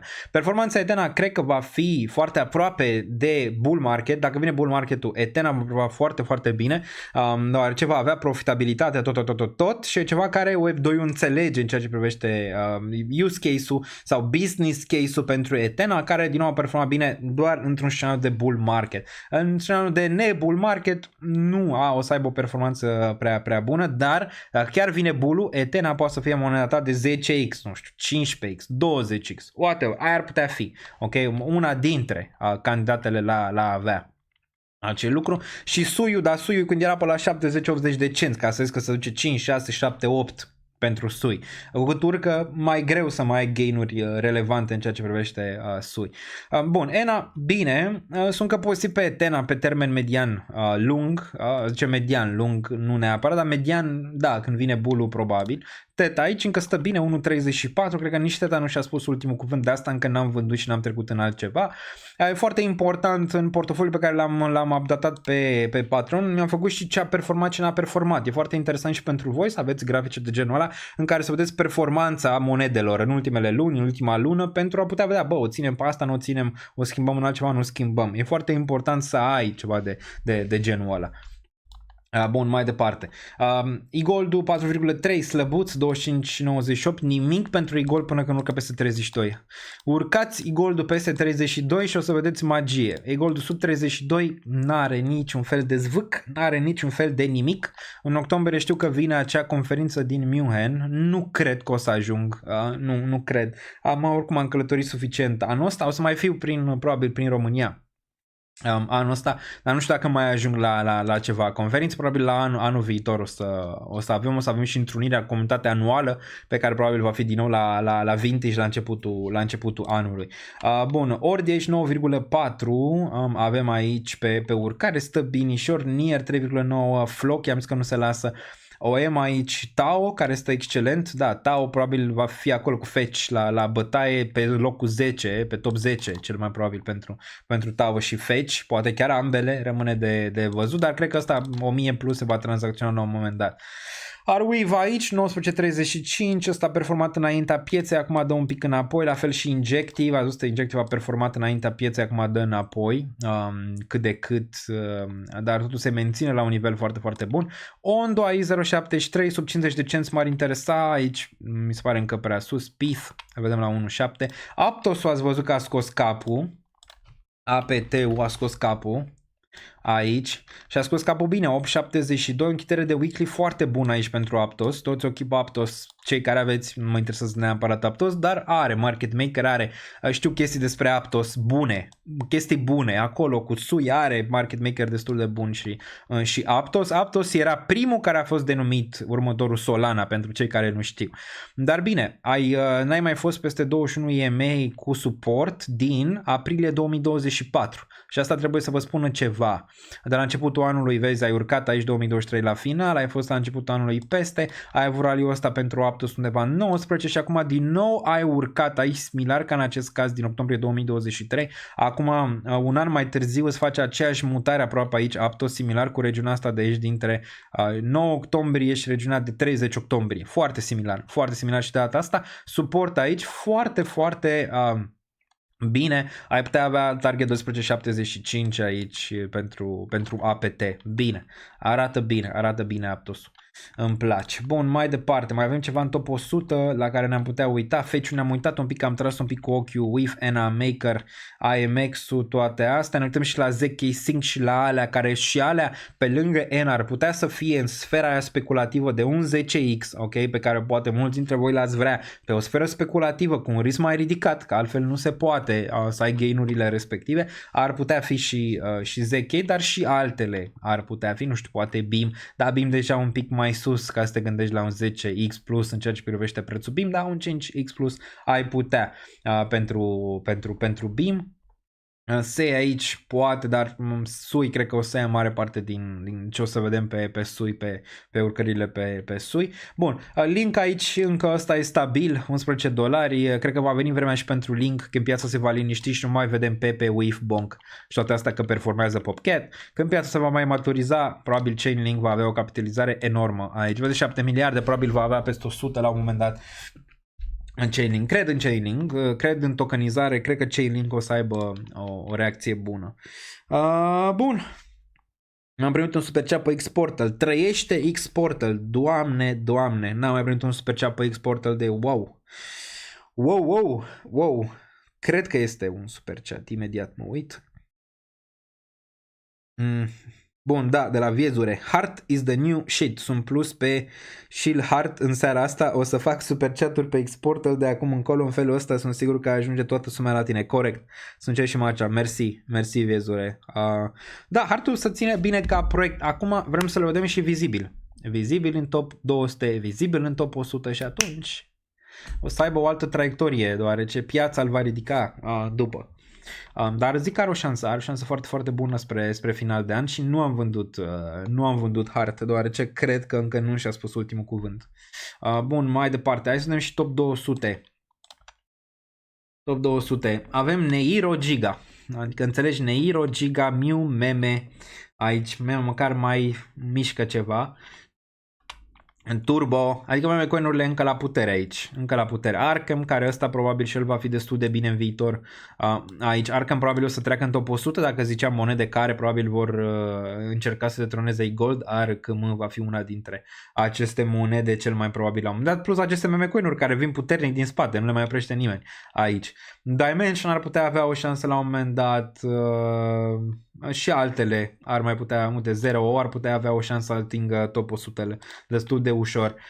Bun, Multiverse X îl vedem aici pe 101 în ceea ce privește Bubbles. Deci pe Bubbles deja a fost detronat din top 100, pe CoinMarketCap încă nu, aici nu se poate observa, dar cred că ne uităm mai repede pe CoinMarketCap. Agent Layer, care probabil va încerca top 100, care are backer în spate. Aici deci vin multe. Dacă Multiverse X nu găsește VC-uri, nu găsește fonduri, și aici nu mă refer la fonduri de investiții, dar și fonduri de investiții, ci fonduri care să investească în această monedă, adică companii care să investească în Multiverse X, ok, cu fonduri proprii, nu prea o să vedem mișcări. Ai nevoie de capital care să-l ia Multiverse X și apoi cu acel capital să-și recumpere moneda. Altfel nu o să vezi urcări. Ce crezi, că SUI a crescut așa deodată? Sau acele fonduri să cumpere, fonduri de investiții să cumpere moneda. Ok, numai așa poți. În rest nu prea ai cum. Axelarul, care ar putea să intre în top 100 lejer, de asta și am aici în portofoliu, ar putea lejer anul să intre. ZK5, care ar putea să intre în top 100 și se mișcă destul de bine, 12.7 momentan aici. Ce ar mai putea în top 100? Celo poate, da, poate nu. Ce ar mai fi pe aici de top 100 care ar putea face tranziția? Dimension am zis că poate. Aevo, nu știu, are CM, da, mi se pare încă undervalued cât de cât aici are CM undeva la 183, cu toate că n-am în portofoliu. Manta, nu știu sigur, poate da, poate nu, dar mai repede poate nu. EtherHV nu cred că nu și cam atât, dar sunt 5, 6, 7 care ar putea intra destul de rapid. Vedem și top 300 un pic și apoi mergem pe acțiuni și mergem la grafice. Strict o oră și 49 de minute aici. Avem Trump-ul care crește, apropo, vă arăt imediat, nu știu, poze, nu neapărat imagini, dar poate și imagini, nu cred că ne zice nimeni nimic pe YouTube dacă arătăm imagini. Apo aici, Cub, Hippo, un pic pe urcare. Hai să vedem, dacă ne întoarcem pe Twitter, vedem ce s-a mai întâmplat. Deci BNR-ul a ținut aici. Dați follow la cripto aici. Rata șomajului am zis 4,1, 254.000 de locuri adăugate. Coinbase va elimina USDT-ul, am zis și asta aici. Emiratele Arabe au eliminat taxele pentru toate tranzacțiile cripto. Nu știm pentru cine exact, rămâne de văzut. Volumele de tranzacționare în septembrie au scăzut destul de mult. KuCoin, Coinbase, ok, Sabit și Binance care au scăzut destul de mult aici. Ripple ceva prin Brazilia și Nakamoto. Satoshi Nakamoto, vedem documentarul, din punctul meu de vedere nu or să știe cine este Satoshi Nakamoto, ci o să-și dea cu presupusul cum ne-am dat și noi până acum și o să ajungă la LEN în final. Asta poți să și pui pariu pe asta, dacă intri pe Polymarket, ai acolo și poți să pui pariu în ceea ce privește ce cred ei, cine cred ei că este Satoshi, și LEN pare că are cele mai mari șanse a fi Satoshi Nakamoto. Eu nu cred, adică urmărind traiectoria lui Satoshi, foarte improbabil. Foarte improbabil. Bybit lansează indices trading aici. Trading port acumula acum accesa indicii precum China 50, Dow Jones, Nas 100, Nikkei. Interesantă mutare din partea celor de la Bybit. Și foarte bine că au făcut-o și cei de la Binance și că imediat ce au făcut asta, la vreo lună distanță, au avut probleme foarte, foarte mari cu reglementarea. Le-au luat din toate părțile. Nu prea le place celor din reglementare să tokenizezi tu aceste instrumente. Okay? Rămâne de văzut ce s-a întâmplat cu Bybit, dar o mutare bună. Bă, dacă e bună. Să poți să iei NAS 100, Nikkei, toate astea să poți de pe Bybit, ar fi excelent. Okay? Bun. Apropo de asta, nu uitați că am un sponsor pe canal și la XFi, exchange de cripto românesc. Aveți linkul în descriere, puteți să testați platforma aici. Aveți desigur și patronul tot în descriere, găsiți tot ce aveți nevoie aici. Aveți Danielță.ro shop, dacă vreți să cumpărați tricouri, hanorace, tot le găsiți aici. NordVPN, reducere până la 70 ceva la sută, găsiți aici, plus vă puteți răzgândi după prima lună prin linkul ăsta. Bybit-ul, cum ziceam mai devreme, aveți aici bonusuri, chestii prin linkul ăsta, acțiuni și ETF-uri pe eToro și toate cele le găsiți aici, Ledger, Trezor, Binance-ul, îl găsiți aici, desigur Xportal și Discord, toate astea le găsiți în descriere, ok? Aș aprecia dacă apăsați butonul de like la acest live și o ducem într-o 1000 și imediat intrăm și la zona de analiză. Momentan un overview așa pe piețe, suntem aproape de final, mai avem un pic de analizat aici, s-a întâmplat pe S&P 500 vineri ca să fie overview total. Nvidia, vedem aici pe urcare destul de frumos, 1.69, Apple 0.5, Google 0.81 pe urcare, Meta 2.26, Amazon undeva la 2.5 pe urcare, Tesla 3.9, ne uităm și la Elon imediat. Avem parte de financial, Visa, Mastercard, JP Morgan, băncile ce au pus aici urcări peste urcări, avem JP Morgan, Wells Fargo, Bank of America, toate peste 2%, chiar Wells Fargo 3% aici, foarte, foarte frumos, până și lui Buffett urcă, Berkshire Hathaway urcă aici destul de frumos. Deci reacția după șomaj, cum te-ai aștepta? Bună, foarte bună de la bursa americană, mai puțin bună de la cripto, dar poate recuperează săptămâna viitoare. Au închis foarte bine și Nasdaq și S&P pentru ca săptămâna viitoare să vedem un rulaj, iar DXY este la rezistență în momentul de față, ceea ce e destul de bine. Bun, hai să ne uităm ce a zis Elon aici. Elon cu, de fapt, da, nu știu dacă a zis ceva sau nu a zis, Elon cu Trump. Cum a reacționat Elon? Și arată ciudățel rău în ultima perioadă. Ne putem uita aici. Uite-l.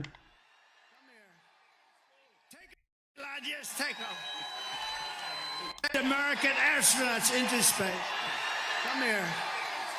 Take over, Elijah. Take over.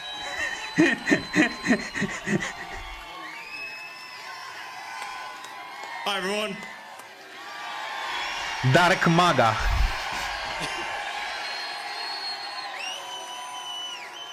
As you can see, I'm not just MAGA, I'm Dark MAGA. Well, first of all, I want to say what an honor it is to be here. And Elon vorbește foarte prost în public. N-are o să zic că MAGA, că nu știu ce, că bla bla bla, pro-Trump, în mare parte pro-Trump. Dar îți dăm poze. Poze, că astea sunt, uite aici, uite aici poza. Uite-l pe Trump, ce mamă, l-am adus pe clovnul ăsta la raliu, uite-l pe clovn, uite-l aici, frumos. Asta e una dintre poze, că asta o să fie istorice, îți dai seama, nu s-a mai întâmplat în istorie, uite, încă o dată. Am același lucru. Hai că mergem mai jos, că mai erau aici câteva. În 2 secunde să vedem. Da, uite asta. Nu știu dacă neapărat de reală, cred că da. Mamă, ce villain. Ce față de villain are Elon aici. Nu știu ce s-a întâmplat cu el, dar uite fața lui Elon aici. Vai. Cred că și Elon are 60 de ani, trebuie să aibă 60 de ani, pe acolo pe undeva. Uite, când a dat mâna cu Donald Trump, arată fenomenal Elon Musk. Zici că e un villain, se pregătește să nenorocească toată planeta, cel puțin asta, dacă e citit pe privire. EGLD Review a urcat sub așteptări, ce părere ai? Da, sub așteptări în continuare apare e-gold-ul, sperăm să recupereze în următoarele luni, neapărat trebuie să rămână într-o top 100, neapărat. Bun, sare Elon ca Gigel, da, exact aici. Da, uite, știu ce față are, nu știu voi ce părere aveți de Elon. El care a zis, desigur, că platforma Twitter ar trebui să fie imparțială, să fie și cu democrații, și cu republicanii, și împotriva lor. Adică să fie ca o instituție de jurnalism adevărat, că șoc, ăsta e jurnalismul de fapt, știi, adică să nu pupi pe unul sau pe altul. Acum apare că Elon, de aici, care deține Twitter, e lângă Mr. Trump, a? Cum e asta? Acum pare că s-a răzgândit, vezi? Așa fac toți miliardarii ăștia sau oamenii puternici. Zic una și pe urmă la un moment dat să dau cu alta. Cum le merge, știi? Adică cum trebuie să le meargă. Apropo de Trump, știți foarte bine ce a zis de Elon în 2021 sau 2020, nu mai țin minte exact. Zicea de Elon că e cățelușul lui. A zis că dacă vrea să-l pună pe Elon în 4 labe, îl puneam 4 labe. Asta era tweet-ul lui Elon ăsta, lui Donald Trump din 2020. Zicea că dacă vreau să-l pun, Elon Musk în 4 labe, în 4 labe, ca să-i dau acele subsidii, ca să nu mai plătească el când își fabrică mașinile prea mult. Și acum apare că se pupă. Vezi? Asta e. Asta sunt jocurile politice, astea sunt jocurile la nivelul ăsta. Nu poți să ai încredere în mare parte în nimeni. Elon are abia 53, ok, 53, n-are 60, e bine, încă tânăr, dar arată ca la 60 plus. Bun, Elon are nevoie de mai mulți bani ca să ușchească după planeta asta. Dar vrea să fie primul trilioner. Probabil sunt până Arabia Saudită pe acolo. Ar trebui deja să fie. Acum primul trilioner la nivel de media probabil vrea să ajungă Elon. Bun, asta mai a fost știrea care a fost care cât de cât interesantă. Mă găsiți și pe mine pe X, aici imediat, la Real Daniel Niță, fix așa, Real Daniel Niță, aici și aici îmi spun gândurile când nu sunt live, pe Discord, pe Patreon, în toate formele mă găsiți, pe Instagram, la fel Real Daniel Niță. Dacă vă dă cineva mesaj cu numele meu când intrați pe Discord sau când dați follow pe Twitter sau pe X, cum se numește acum, sau pe Instagram, nu sunt eu, sunt boți cu numele meu, dați-le bloc, ok? Dacă vă cer ceva sau dați-le bloc, ok? Bun. Bun, ce mai avem aici? Da, România a arătat din nou că știe ce este democrația, nu mai intrăm, găsiți aici postare ce ați spus cu Șoșoa, că totuși așteptăm să vedem ce argumentare aduce Curtea Constituțională. E important, nu știu dacă a ieșit argumentarea încă, probabil în câteva zile sau ceva. Bun, hai să începem pe analize un pic mai puternic, nu foarte puternic, un pic mai puternic. The Bitcoin cam, am zis, arată încă bine aici, pare că vrea să împingă fără corecție momentan. Întrebarea e, urcă peste 63.000 și dacă urcă peste 63.000, care este regiunea următoare? 63.7, 64.4. Da, cred că săptămâna viitoare atingem regiunea asta, deoarece Bitcoin e lăguit față de bursa americană. Dacă nu mai vine nicio problemă din punct de vedere geopolitic aici pentru Bitcoin, ar trebui în mod real să închidă toată această inegalitate de aici, lăsată de război. Toată zona asta până în 1, 2, 3, 4. Până în regiunea de 64.000, poate chiar 64.5. Acum, încă mențin același lucru. Dacă Bitcoin poate să urce peste 65.000, 64.8, să închidă un daily acolo, eu zic că Bitcoin are șanse în octombrie să facă all-time high, adică nivelul ăsta, și am zis că încă mențin asta. Țineți minte, m-ați întrebat, Daniel, mai mențin? Bă, mențin încă atât timp când menținem 60.000 și acest val verde de aici, mențin că încă avem șanse ca Bitcoin să ruleze regiunile astea superioare și poate all-time high în luna asta octombrie. Dar trebuie să vedem pas cu pas aici pentru Bitcoin. Arată bine, ok? Arată bine momentan. Hai să vedem weekly-ul, că ăsta e relevant de fapt în momentul de față, închiderea de săptămână, care nu e atât de grozavă, dar nici atât de rea. Rea era dacă era în 60.000, 61.8, regiunea asta. Neutră, cât de cât bearish, dacă e să te uiți așa, închiderea sub 63.6, doar ce îți face aproape un engulfing bearish aici, dacă ai fi avut și un week în regiunea asta, era textbook. Aici pentru BTC, ai fi vrut închidere peste regiunea de 63.6, dar e ok și așa, având în vedere faptul că închizi din nou peste 9 și 21 EMA, 21 EMA vine în regiunea de 61.4, iar 9 EMA vine în 61.8, 61.9.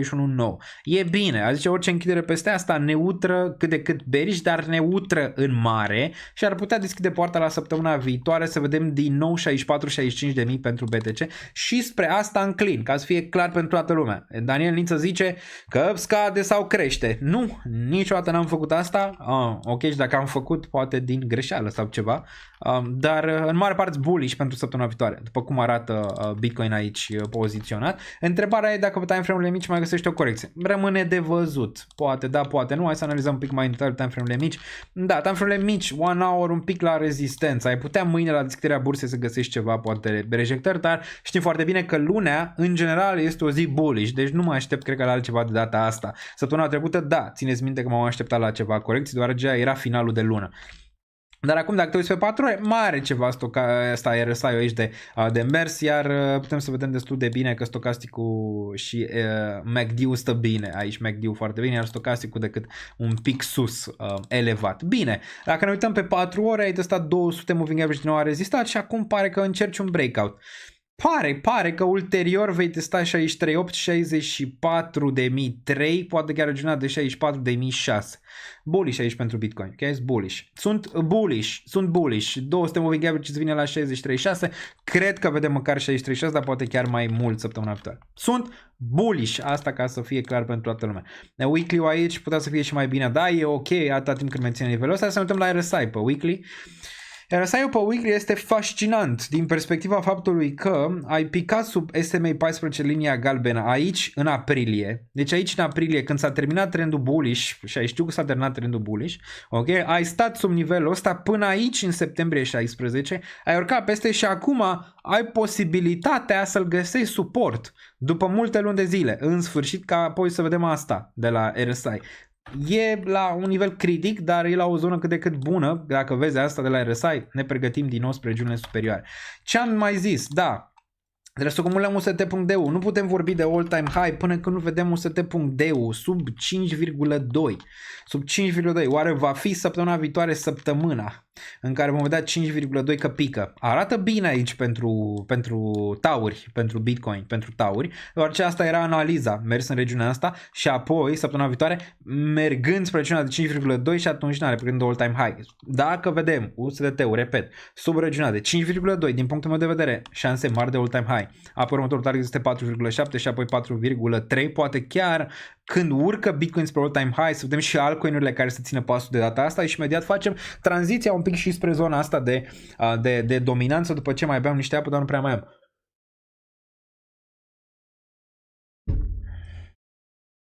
am. Bun.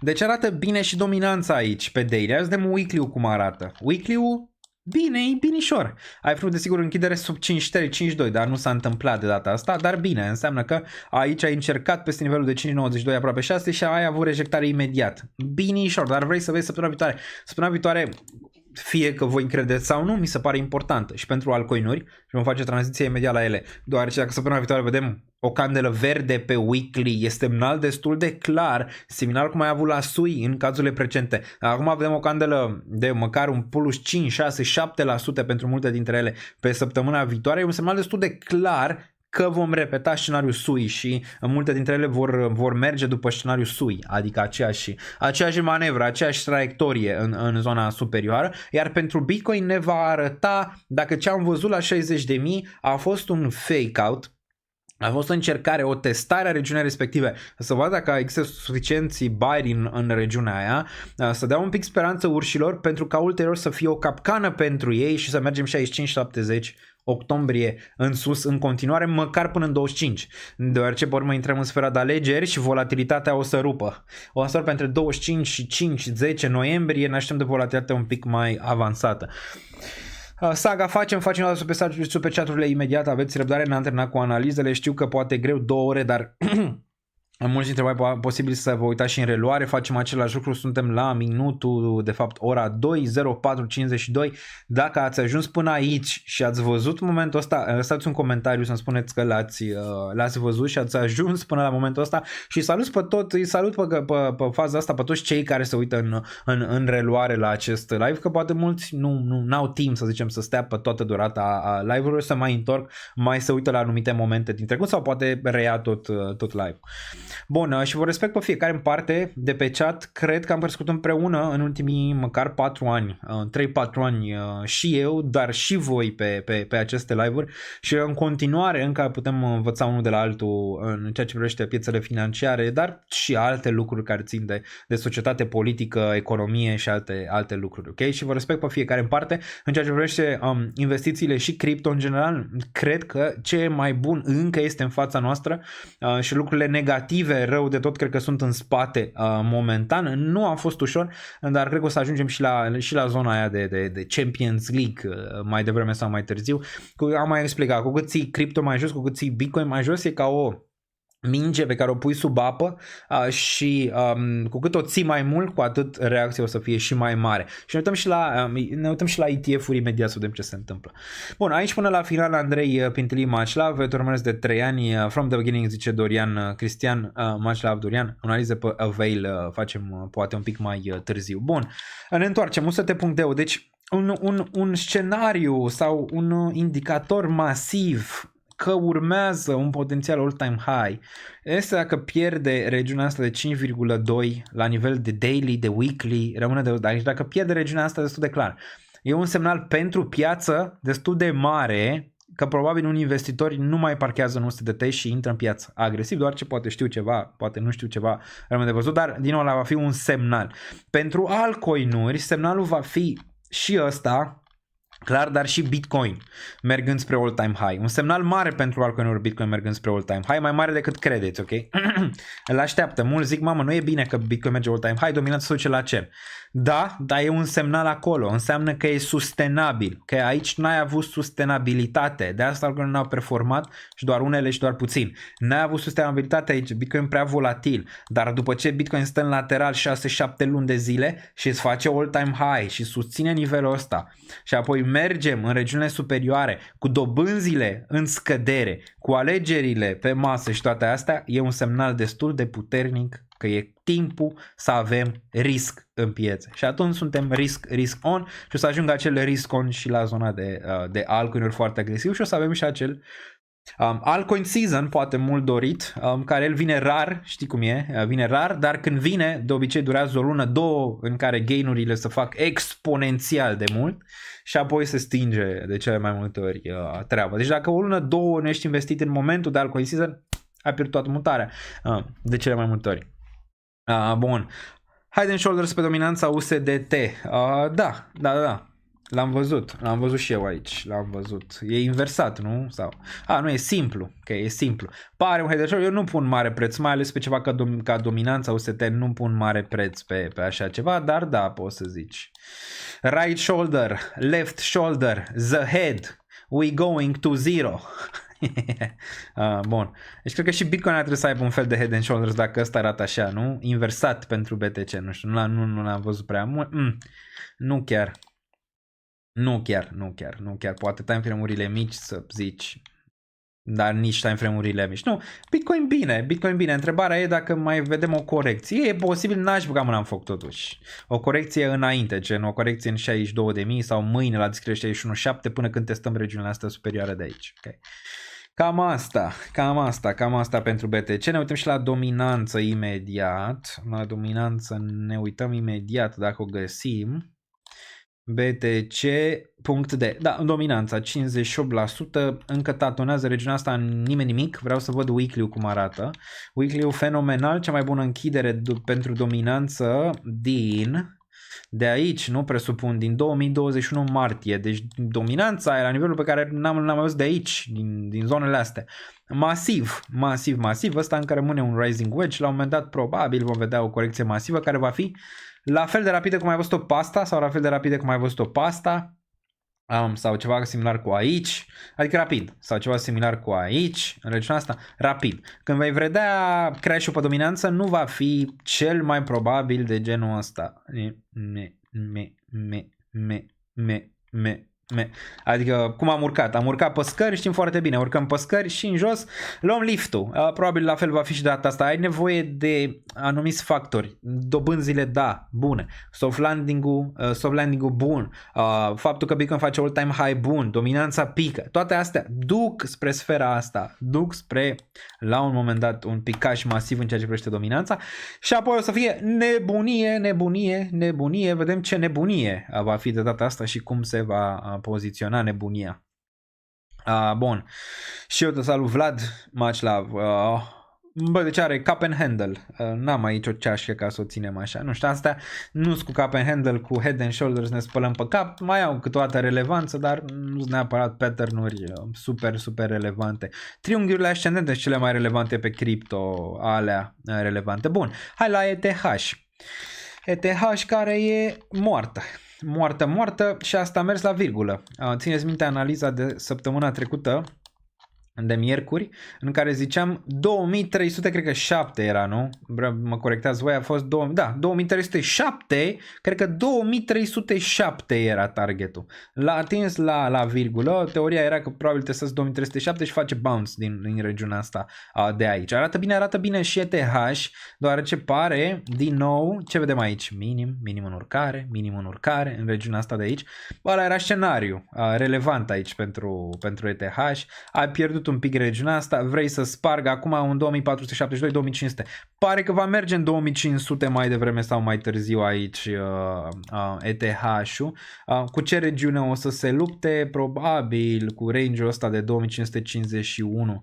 Din nou să aibă probleme aici la 2551, dar odată ce urcă din nou peste regiunea asta, se tot acumulează și ușor îți face, ce ziceam, un fel de triunghi mai mult simetric decât ascendent, dar pare cât de cât decent aici, pentru ca ulterior să-ți încerce regiunea de 2800 și apoi 3500 aici pentru ETH. Dar trebuie să lupte un pic. Dacă ne uităm pe daily, vedem că din nou vine la rezistență. Probabil va împinge 2500-le mai devreme sau mai târziu. Vrei să vezi închidere peste 2500 mâine și atunci da, avem target 2570, 2552 și apoi 200 moving average care vine 3000 mai devreme sau mai târziu. RSI-ul bine, din nou să facem un minim în urcare aici destul de relevant. Stocasticul MACD în primă fază pare că ți întoarce de aici într-o postură bullish. Vreau să văd weekly-ul. Weekly-ul știți foarte bine la ce ne uităm, la MACD. Foarte, foarte important când vom vedea cross-ul de aici. Și pare încă binișor. Săptămâna asta pare că va închide din nou cu presiunea de vânzare în scădere din partea sellerilor aici, ceea ce e destul de bine. Acum vrei să vezi desigur în sfârșit cross-ul cum l-ai văzut pe AAVE. Același lucru și atunci probabil voi avea o reacție foarte mare de la ETH. Nu e departe, dar trebuie să o vedem neapărat. Trebuie ETH să închidă măcar peste un 2600 ca să poți să ai acea opinie. Închiderea de weekly mai slabă decât Bitcoin. Ai vrea închiderea peste 2489-2500, ceea ce nu vezi, e în sfera mai mult bearish decât neutru bearish ce am văzut la Bitcoin aici. Totuși, măcar n-a închis sub 2320, măcar. RSI-ul, vedem că de aici, din aprilie, n-a pupat peste SMA 14, încă nu ești în zona aia, a zice aproape pentru ETH și aici pentru o reacție un pic mai mare. Vedem dacă săptămâna viitoare e triggerul. Triggerul ar fi peste 2553-2800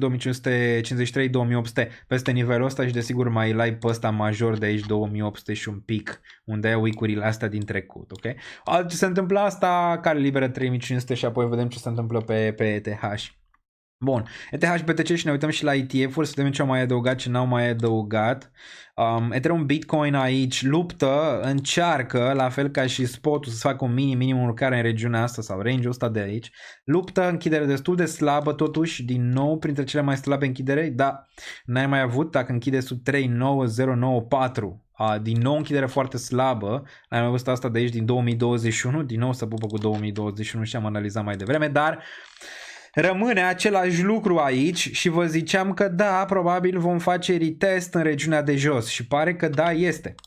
Pare că da, este încercare la retest în regiunea asta de aici de 30 și poate intra din nou în regiunea verde. Poți fi bearish aici pe ETH, BTC? Nu, ești în zona asta de jos pe RSI, n-a zice, este ceva similar cu 2018, poate ceva similar cu 2016 aici pentru ETH, BTC.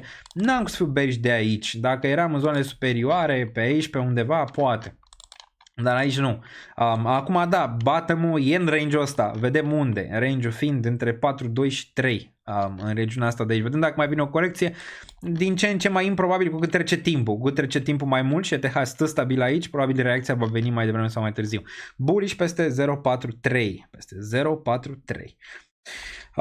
Bun. Mai departe. Ce pare că ai de să facă cea mai mare surpriză și ajungă la 16k? Eu zic că 10k plus va fi mai devreme sau mai târziu.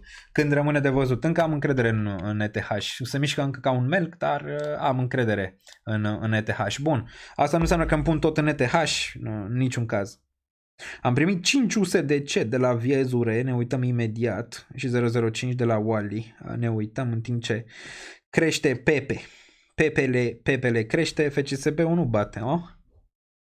Into 62 se încurcă cu Buzău, tipic. Bun, hai mai departe. Aici ETF inflow BTC. Hai să începem cu BTC-ul prima dată pe CoinGlass. Mergem și ne uităm. Vedem ce s-a întâmplat, cine a cumpărat, cine n-a cumpărat. Ia să vedem. Bun. Un flow pozitiv. După câteva zile la rând de flow negativ, în sfârșit avem flow pozitiv pe 4. Pe 4, vineri, flow pozitiv aici, în sfârșit.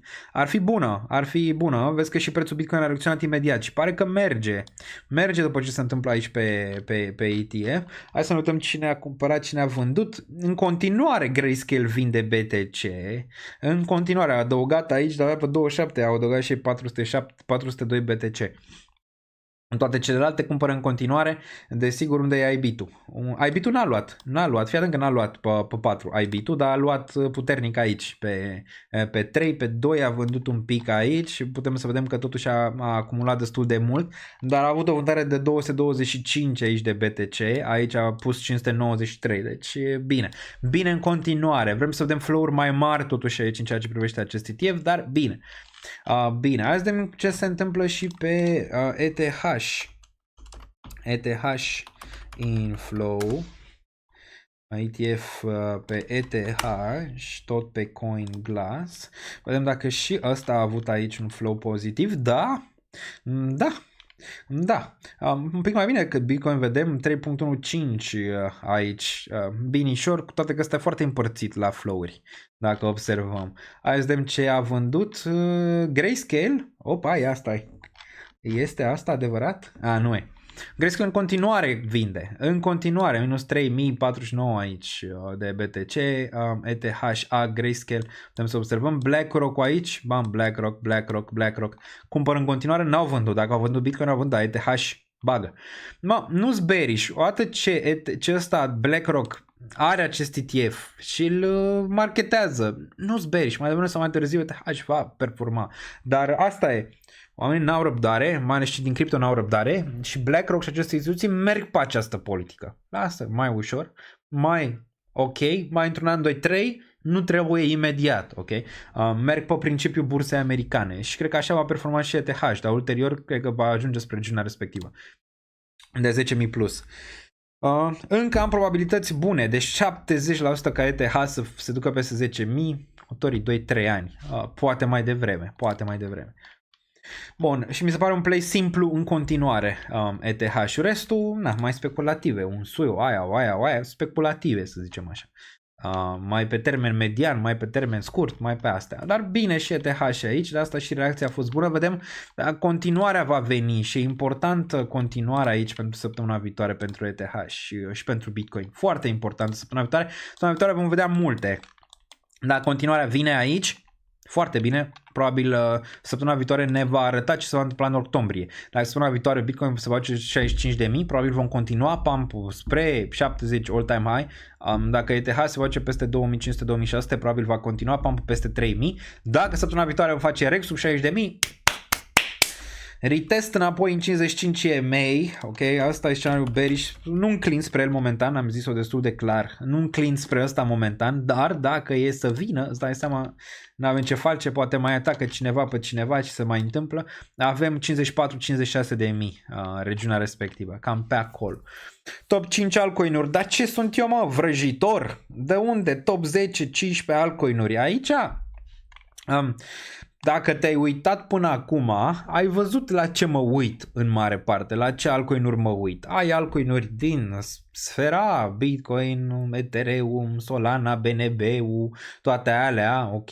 AV Chainlink din Sfera a doua, a treia și tot așa. A doua, nu știu, ai un SUI, ai o TI, ai o alea. În a treia, Ethena, ai Chainlink, ai ZK-Sync, ai toate alea. Ai alea. Adică alea pe care le-am tot analizat, alea sunt. A dat gol, da mamă, deci bate în Buzău, e ceva, adică e ceva. Bun, mai departe, deoarece timpul nu așteaptă pe nimeni, așa m-am auzit. Bun, a dat dublă Tavi Popescu? Doamne, e ceva.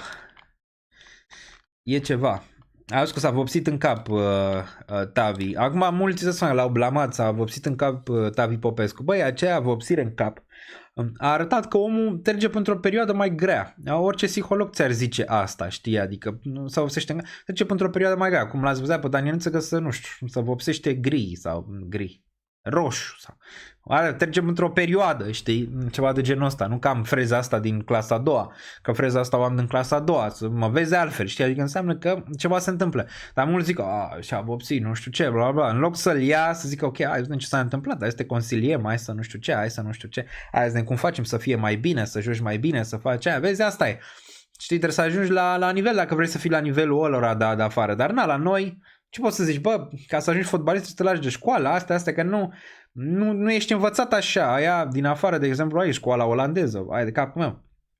Ia pe ăștia de la 4 ani, 5 ani, îi duce, au mâncare, cazare, tot, singurul care face Hagi, desigur pe care îl înjurăm și pe el, îți dai seama că noi, ca români, trebuie să înjurăm întotdeauna pe cineva. Dar ăla măcar face ceva similar cu ce fac ăștia din afară, doar ce s-a mai plimbat pe aici, pe acolo, pe aici, pe acolo, pe la Barcelona, pe la Ajax, pe la toți ăștia. Ia pe ea de la 4 ani, cum poți să te bați tu cu ăla, dacă ăla de la 4 ani face fotbal, n-are grijă la mâncare, n-are grijă la că e frig, n-are grijă la toate astea și vine unul care, bă, are grijă că e frig, nu poate să mănânce, îl bate măsa, îl bate tasul, îl bate... Înțelegi? Adică trăiești într-un environment diferit. De asta zic, bă, ce facem noi în România e extraordinar la condițiile de 2 lei care au fost până acum pe partea de educație, de fotbal, de orice, la orice nivel. Bun, mai departe. 013, dacă ne uităm aici la CTSI, nu știu ce eram pe CTSI, ziceam ce performează. Suiu, bine, bullish, AF. Bullish AF, dacă Sui n-a dat nimic înapoi aici pe corecția aia. N-a dat nimic, nimic. Erau niște targeturi aici pentru cei care, să zicem, au ratat. N-a dat nimic. N-a dat nici 38.2, n-a dat nici 0.5, n-a dat nici 61.8. 3 targeturi aici. 1.36, 1.19, 1.02. Nimic. Nemec. Am vândut Sui? Nu am vândut Sui. Parcă merge spre all-time high. Probabil nu se va opri până când va trece de 2.2 măcar. Acum, dacă vreți targeturi de bull pentru Sui, le-am mai făcut oricum. Aia să ștergem, să facem așa. Din high în low. Din high în low. Bun, din high în low avem așa. Avem regiunea de 3.25 pentru Sui, destul de clară range-ul ăsta, 1.618, un pic mai aproape de adevăr, 2.65, ok, 2.65 aici. Targeturi un pic mai extreme, 4.9, adică $5 până în regiunea de 6.7 aici.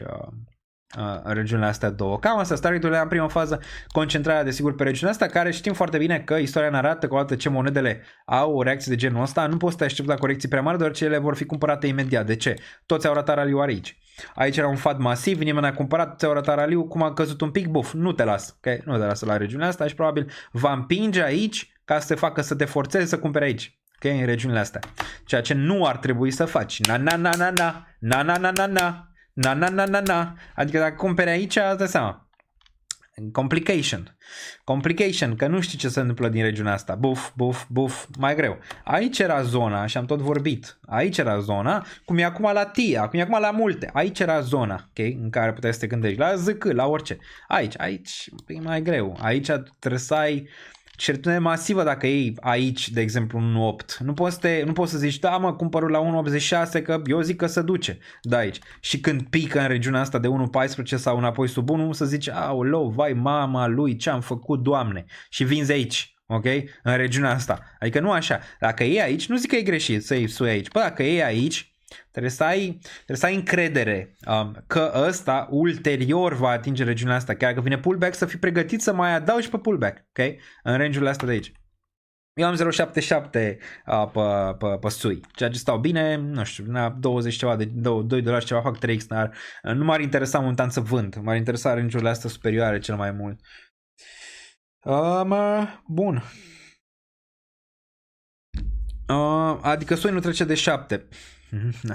Eu aș zice că 5 ar fi un target excelent aici. Poate să treacă de 7. Sunt monede, dacă țineți minte din trecut, care poate să spulbere aceste Fibonacci. De asta zic. Ai cumpărat aici, vinzi o părticică aici 10-20%, mai vinzi aici 10%, mai vinzi aici și mai rămâi cu 20-30%. Dacă se duce mai sus, Hai, dacă nu, vezi o formațiune de top în regiunea asta și vin și papa, la revedere. Sau ții aia 20%, că nu te impactează prea mult dacă mai ai 20%, dar ar putea să te impacteze dacă se tot urcă, dacă tot urcă nivelurile astea superioare. Mulți aveți mania asta, că știu eu unde-i topul. Zi-mi topul păstui. Dar ce sunt eu, mă? Știu să vrăjesc? Știu, dar nu la nivelul ăla. Adică oricine zice că el știe exact, n-ar trebui să te uiți la persoana aia. Nu există așa ceva.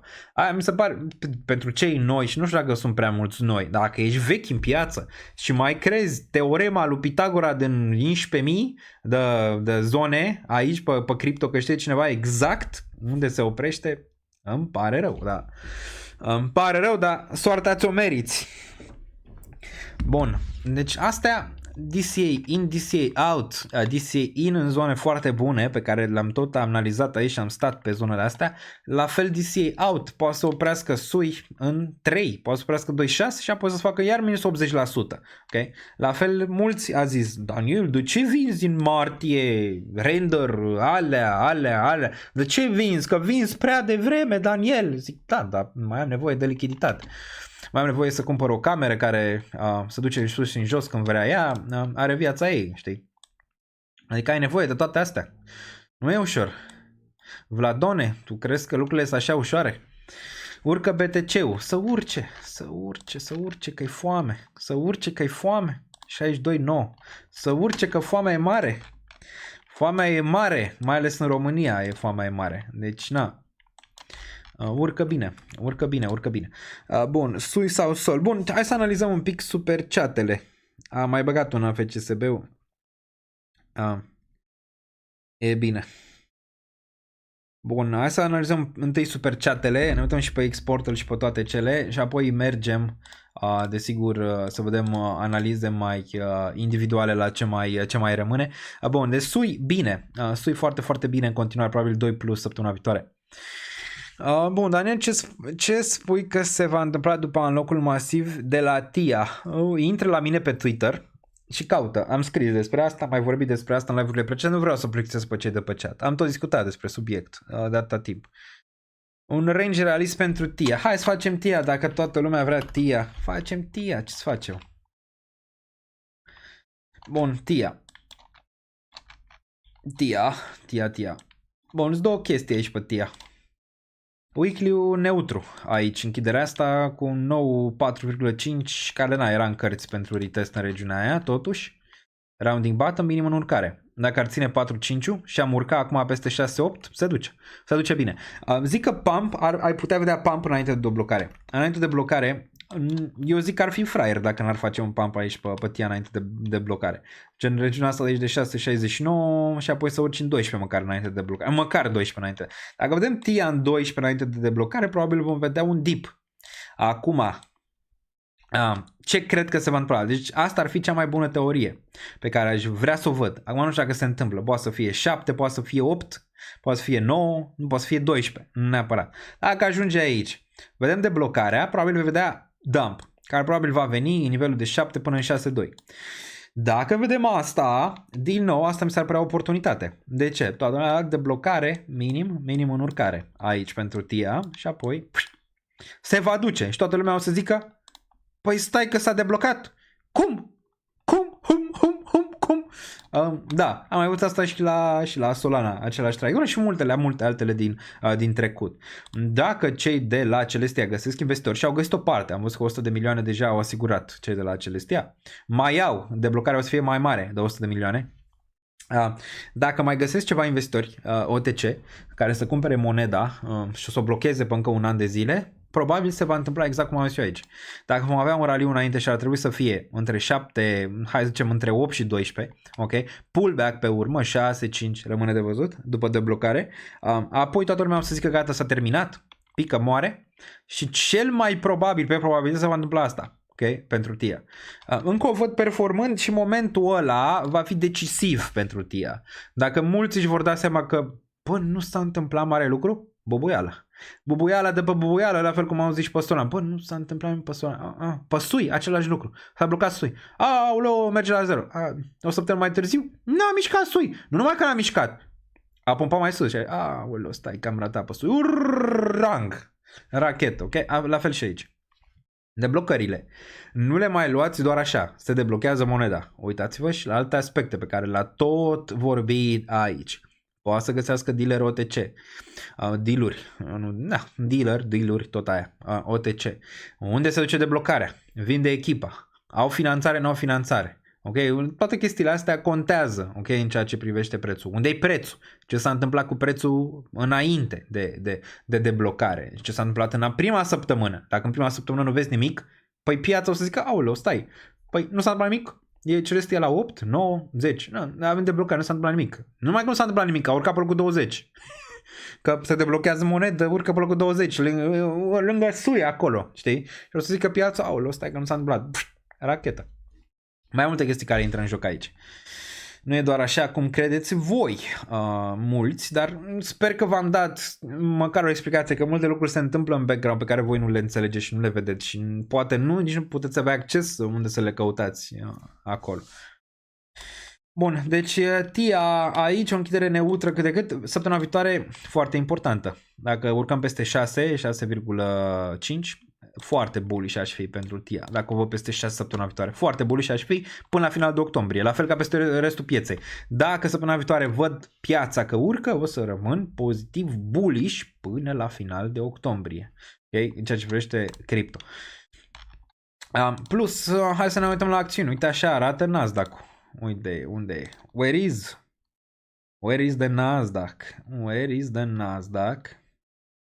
Unde este Nasdaq? Așa arată Nasdaq pentru săptămâna viitoare. Bullish, bearish, nu știu. Voi îmi ziceți. Daily arată așa. Daily un pic mai slăbuț, dar ținem cont că era aici la final și la final de program a recuperat toată pierderea. Așa s-a terminat. Aici. S&P-ul, dacă ne uităm la S&P, arată așa. Aproape de un nou all-time high. Crezi că nu-l va face? Eu zic că da, Vladone. Eu cred că îl va face. Că ce a făcut aici? A venit, a stat bam, bam, bam. A făcut all-time high peste nivelul ăsta de 5.000, cât a fost aici? 5.664. A urcat aici, a găsit suport peste nivelul ăsta pe care l-a spart aici. Păi adică ce ai vrea mai mult de atât? Adică e textbook retest și continuare. Textbook retest, continuare. Pentru a intra în targetul superior. Noi avem aici targetul median de bull market, vi-l fac și pe cel superior. Probabil la următoarea ședință FOMC am avea și targetul superior de all-time high. Era aici, cred că l-am șters. Probabil 6.000 plus aici pentru S&P. Bun, deci așa arată bursa. N-am cum să fiu momentan bearish. Dacă nu atacă, fie clar, dacă nu atacă și Israelul pe Iran, în Iran, ca în Libia, în alea acolo, nu știu ce, ați văzut că și Macron în sfârșit să trezește marele Macron, care până acum a fost un urs adormit și țara lui este un jaf în momentul de față. Nu zic că era altfel în trecut, dar un mic jaf a ajuns Franța. Acum s-a trezit și a zis că n-ar mai trebui să dăm arme Israelului și a venit Bibi. A venit Bibi cu o conferință de presă pentru Franța. O găsiți la el pe Twitter, la Bibi. La Netanyahu. Ăla, îl găsiți acolo. Intrați la el pe Twitter și găsiți acolo ce a zis francezul lui. Și a zis, dacă e să o iei în teorie, a zis, bine, hai să luăm armele și lui Hezbollah și la aia și la aia și la aia. Corect, dar nu poți să le iei armele la aia. Bun. S-a spărat și Macron în sfârșit. Vede că pierde dominare peste tot. Mobi, poate ne uităm. Jack, ți reamintesc, uite în descriere, super chat-ul minim este 5 euro, pentru că e 25 de lei. Bun, deci așa arată. Bun, hai să vedem super chat-urile de până acum. 2 ore și 34, nu știu când au trecut. Voi știți, nu știu cum suntem în 6 octombrie. Nu știu. Adică timpul e relativ rău de tot. Adică ba e miercuri, ba e duminică, ba live, ba luni, ba octombrie, ba septembrie, ba ianuarie, ba... Nu știu, timpul pare, cel puțin pentru mine, extrem de relativ și fuge, adică fuge, pur și simplu fuge rău de tot, nu știu cum îl simțiți voi, dar am mai explicat-o pe asta, după ce treci de o vârstă, de obicei între 25 și 30, ce treci de 25, parcă vezi așa un pic, pe urmă 30 și mai rău, e pentru că probabil ai multe chestii pe care trebuie să le rezolvi, nu? Și când le rezolvi trece timpul sau când faci chestii trece timpul. Între 20, între 15, 10 ani și 25 nu prea știi, era așa, free. Puteai să experimentezi timpul, puteai să îl analizezi, să te uiți la el, dar așa zboară, suntem în octombrie, nu știu, parcă ieri era 1 ianuarie. Parcă ieri era, e incredibil câteodată. Bun, hai să ne uităm la super chat-uri aici și au trecut și 2 ore și 35 de minute. Parcă ieri s-a aprobat ETF-ul pe BTC, da, și avem all-time high-ul pe care nu știu dacă o să-l spargem, am fost foarte aproape, cred că 4300 a fost all-time high-ul pe live. A fost foarte aproape la FOMC, au fost 4100 sau 4200 și un pic, foarte aproape. Dar ăla e all-time high-ul de bătut pe live, vreo 4300 și ceva de persoane. Hai la BTC Amsterdam pentru comunitate, nu prezentări. Da, o să înțeleg, dar nu cred că o să fie mai mult de 3 persoane la BTC Conf. Nu știu, dacă sunt 5 persoane plus, poate vin, dar am fost la ultimele, nu știu, 2-3 conferințe BTC Conf. Rămâne de văzut, nu e miercuri, joi, nu? Pe acolo pe undeva, pe acolo cred că e. Ionuț Alexandru Cernat, membru mersi, Andrei, membru mersi. De ce stai în Olanda și nu în România? Ce Tavio, am mai explicat toată povestea aici pentru cum m-am mutat în Olanda, ce m-am mutat în Olanda și toate chestiile astea le-am mai explicat în trecut, dar îmi place. Îmi place Olanda. În mare parte, nu știu, Daniel Niță din România era diferit de Daniel Niță din Olanda și mi-a plăcut asta destul de mult. Adică aveam nevoie, cum avea și Tavio Popescu, de o schimbare. Cum Popescu și-a schimbat părul, eu mi-am schimbat locația. Ceva de genul ăla. A fost o schimbare destul de bună pe care, dacă probabil nu o făceam, nu știu dacă ne mai auzeam astăzi, nu știu cine a pus aici. Tavio, dacă nu făceam acea mutare, nu știu dacă lucrurile s-ar fi desfășurat în felul în care s-au desfășurat acolo, dar îmi place. E vorba de liniște, e vorba de performanțe mult mai bine de aici, am mai multă liniște și liniștea contează mai mult decât crezi în chestiile pe care ți le propui să le faci.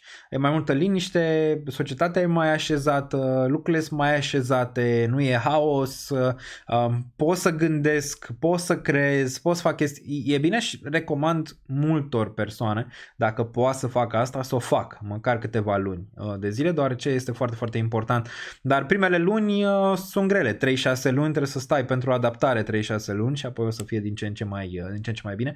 Momentan nu știu dacă m-aș muta înapoi în România, probabil nu, deoarece performez foarte, foarte bine de aici și îmi place foarte, foarte mult. Depinde și de ce personalitate ești. Știi, mulți ar zice că nu le place vremea.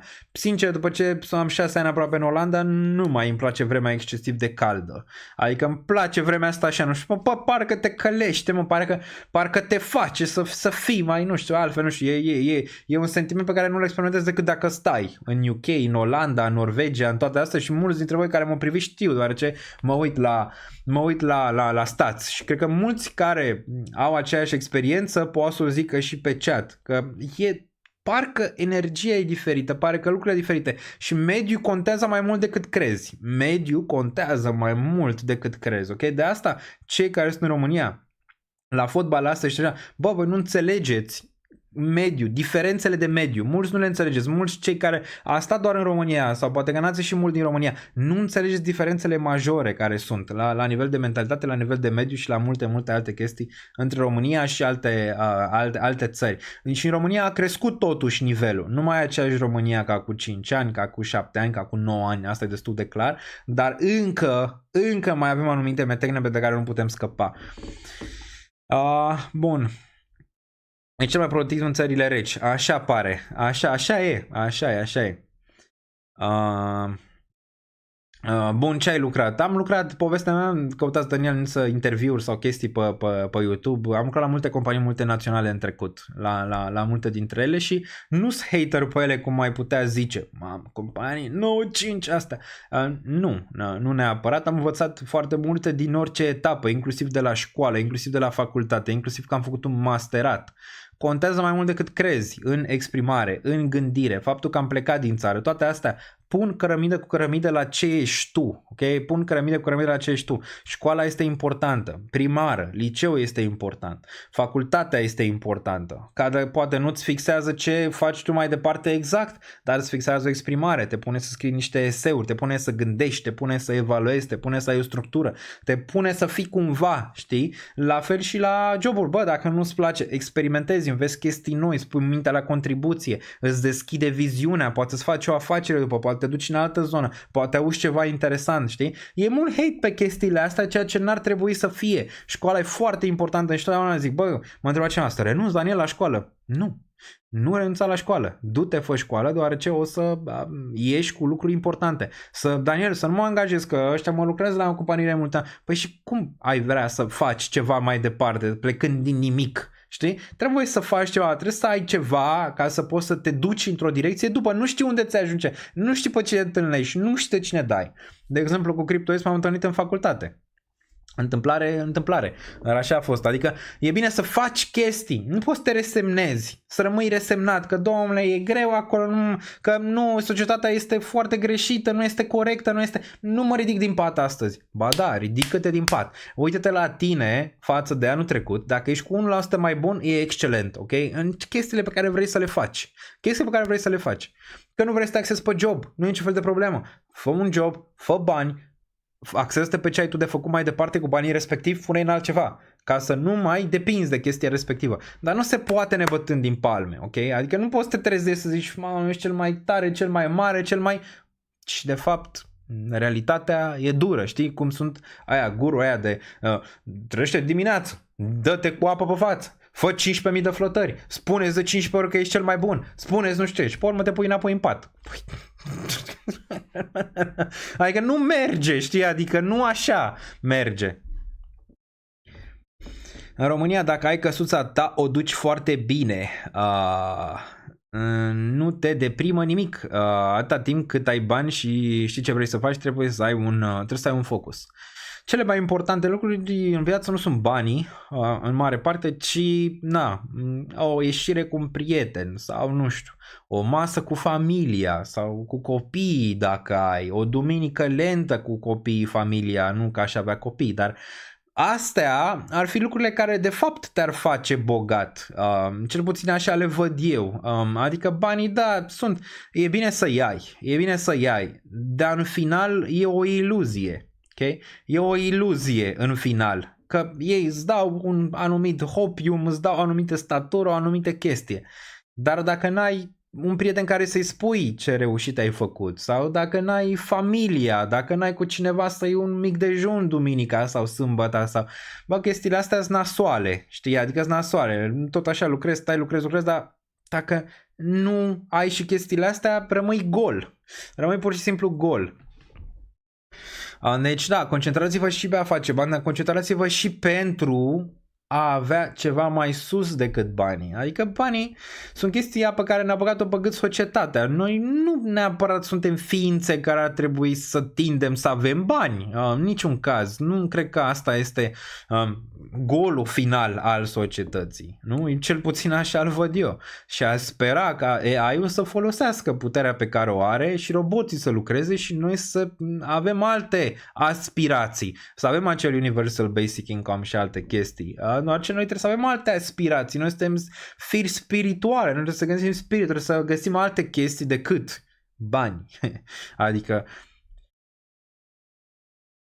3 ore live, dar 2,5 sunt coach motivațional. Nu sunt, am mai explicat asta, un coach motivațional. Toate lucrurile pe care le zic aici le zic din pură chestie, dintr-o chestie normală pe care aș vrea să-i dau share cu voi, în niciun caz altceva, și să văd dacă și alte persoane mai au aceleași idei, în niciun caz altceva.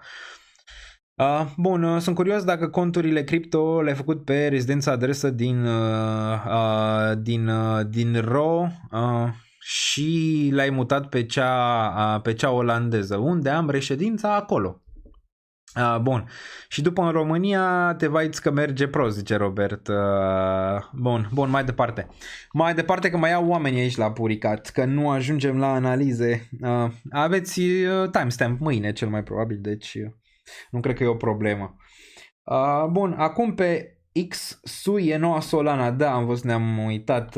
Mersi Nicola Bogdan încă o dată pentru 10 membership. Hartă, o sunat din anonimat.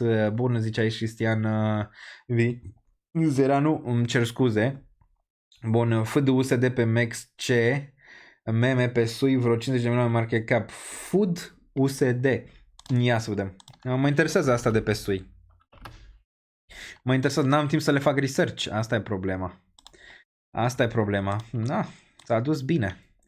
Bullish în continuare ăsta, atâta timp cât menține 0,0006616. Asta de pe SUI și alea de pe ce se construiește pe SUI e de analizat și ce construiește pe BNB Chain e de analizat aici. Dacă ne uităm pe ăsta, hai să ne uităm un pic aici, a atins aproape targetul, mai un pic de la el. Posibil un pullback și apoi continuare. Cred că ulterior va testa zona superioară 00166 până 0022 aici sus, ok? Dar în prima fază ai putea vedea un pullback aici, cu toate că 4 ore încă arată fenomenal de bine. Fenomenal de bine. Da, ulterior mai sus. Asta era pe asta. Concluzia. Place. Eagle de review. Da, ne-am uitat la Eagle. Salut Daniel, te uiți un pic pe ORN Crypto, te rog un pic de fapt pe el, mersi. ORN, bun. Mulți influenceri care au pompat ORN. Bun, ORN-ul, da, probabil va veni ulterior spre nivelul ăsta de 0.69. ORN-ul bullish doar că peste 1.7. Peste 1.7 atât. Parcă pe termen scurt ar putea pompa în 1.14. Bullish short term, probabil 1.14, 1.16 aici, cam asta. Cam atât de la el, dar performanța majoră nu știu neapărat dacă va avea acest ORN, dar ok, atâta timp când nu pică sub 0.72, încă ai mai putea vedea regiunea asta superioare pentru el. Bun, ORN am zis, unde am rămas? Daniel, o părere despre Saga Bull Market, dețin, dar aș mai vrea să cumpăr. Bun, Saga s-a mișcat bine pe partea asta de aici. Saga este un layer 1 nou, acolo lângă Sui și toate celelalte, 2.44. Hai să ștergem acest grafic, să-l refacem. Îmi place cum arată în momentul de față, atâta timp cât ăsta menține 2.02. Bine, nu pot să fiu bearish aici. Chiar și regiunea de 1, a zice 1.7.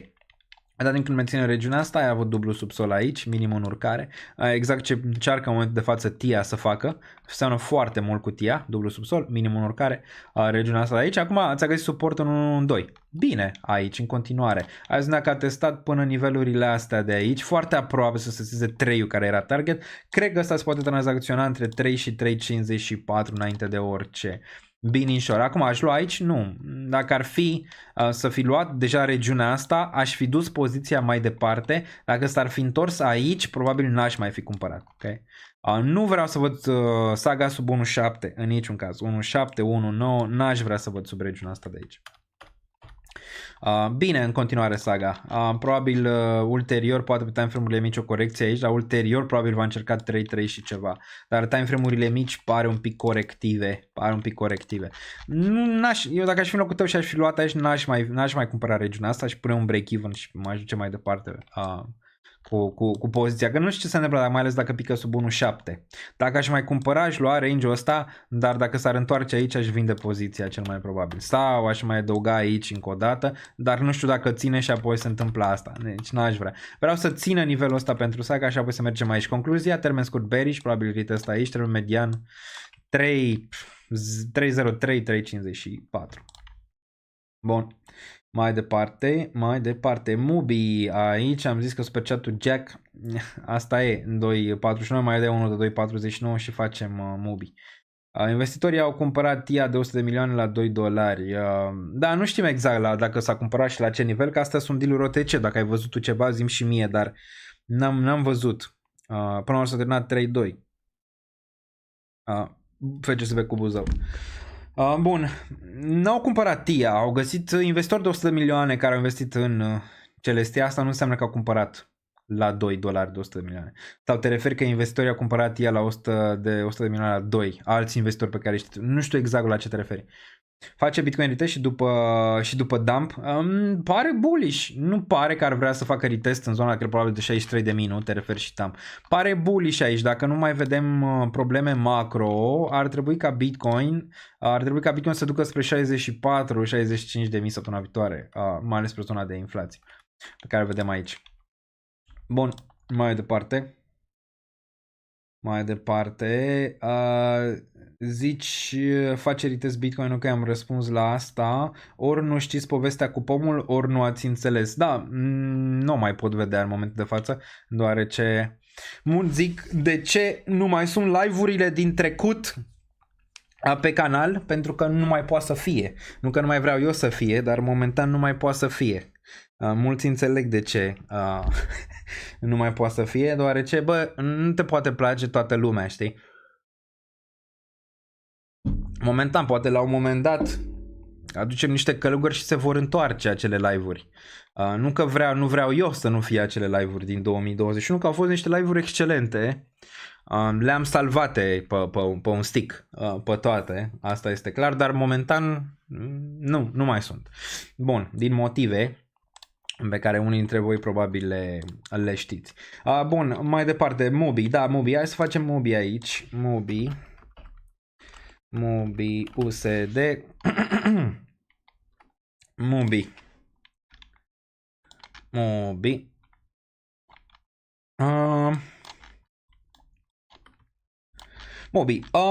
Mubi, dacă ne uităm la Mubi, structură bună de la Mubi aici, nu e rău. A venit, s-a testat 0.1 și acum îți face high peste regiunea de 0.31 și acum încearcă probabil mai sus. Cred că da, cred că ulterior Mubi se va transforma 6.3, regiunea asta de aici. Cred că regiunea asta de aici, ok, pentru Mubi. Îmi place. Ai și volum aici pentru Mubi?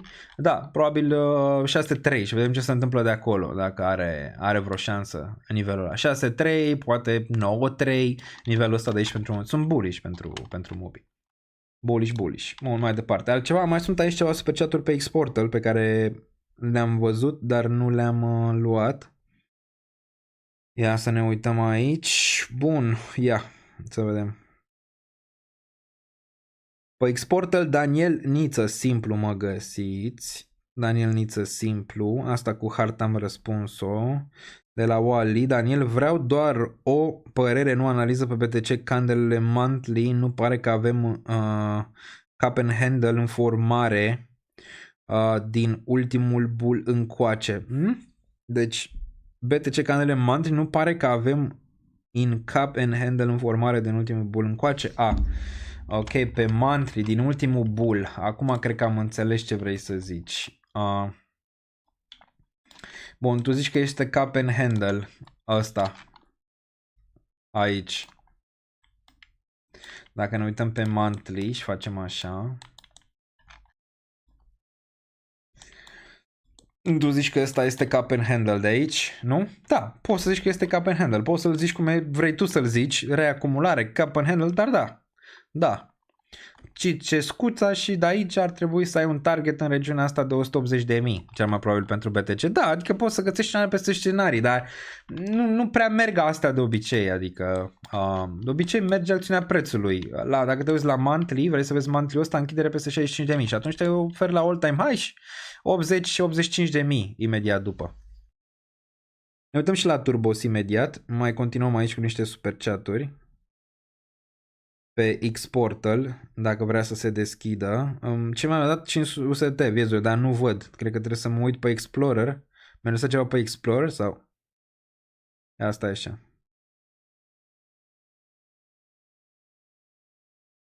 Nu văd nimic nici pe Explorer. Deci nu văd decât 5 USDC. Deci pe Explorer nu văd nimic. Pe Explorer nu văd nimic, dar mersi. Bun. Mai vedem ceva aici. Sau Daniel, dacă SUI ajunge la 7.8, TIA la 20.30, feci la 7.8, mai vezi o corecție de 50% și reluarea bull marketului început de 2025? Depinde când. Dacă ajunge acum până la final de an, da. Dacă ajunge anul viitor, nu.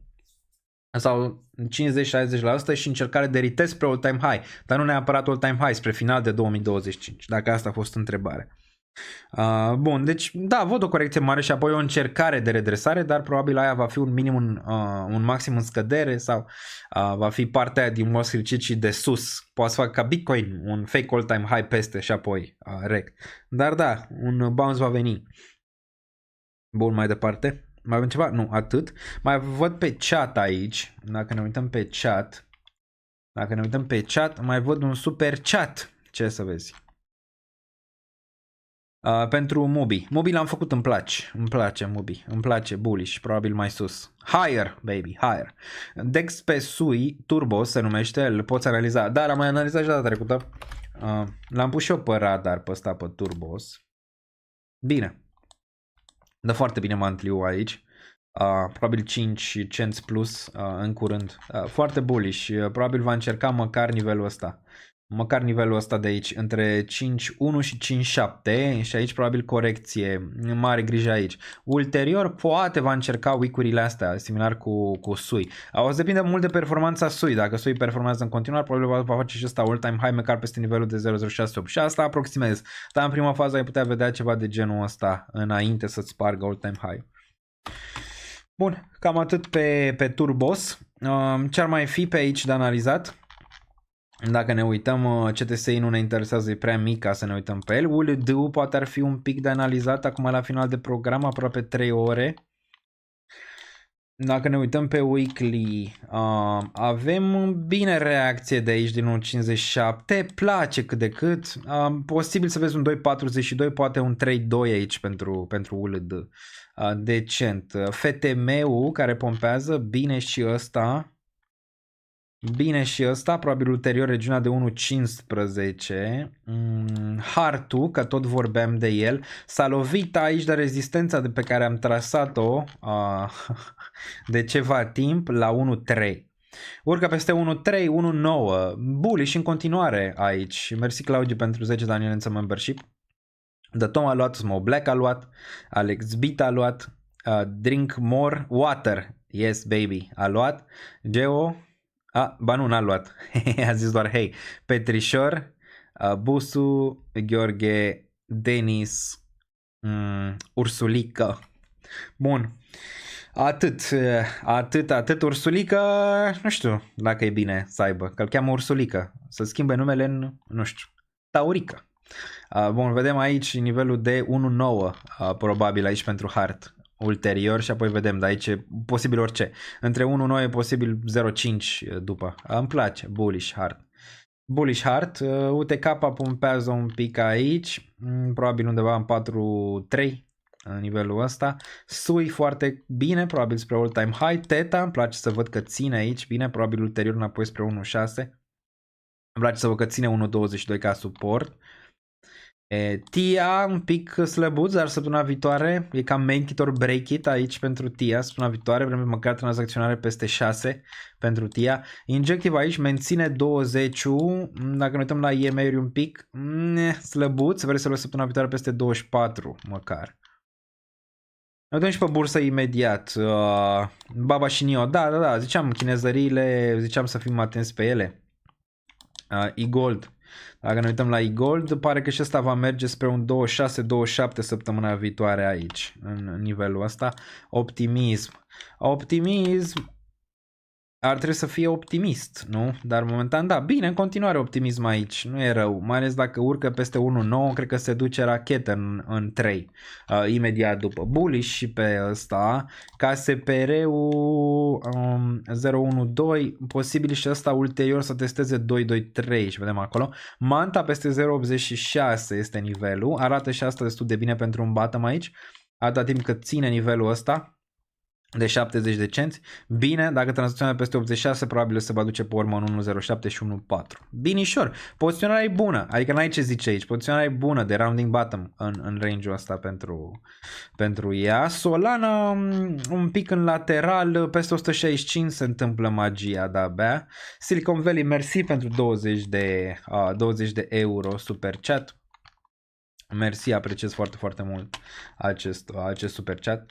Bun, Solana posibil săptămâna viitoare 162 din nou. Sparge 162, poate ne pregătim de all-time high similar cu Bitcoin. Dacă Bitcoin face all-time high, Solana probabil va face all-time high în același timp.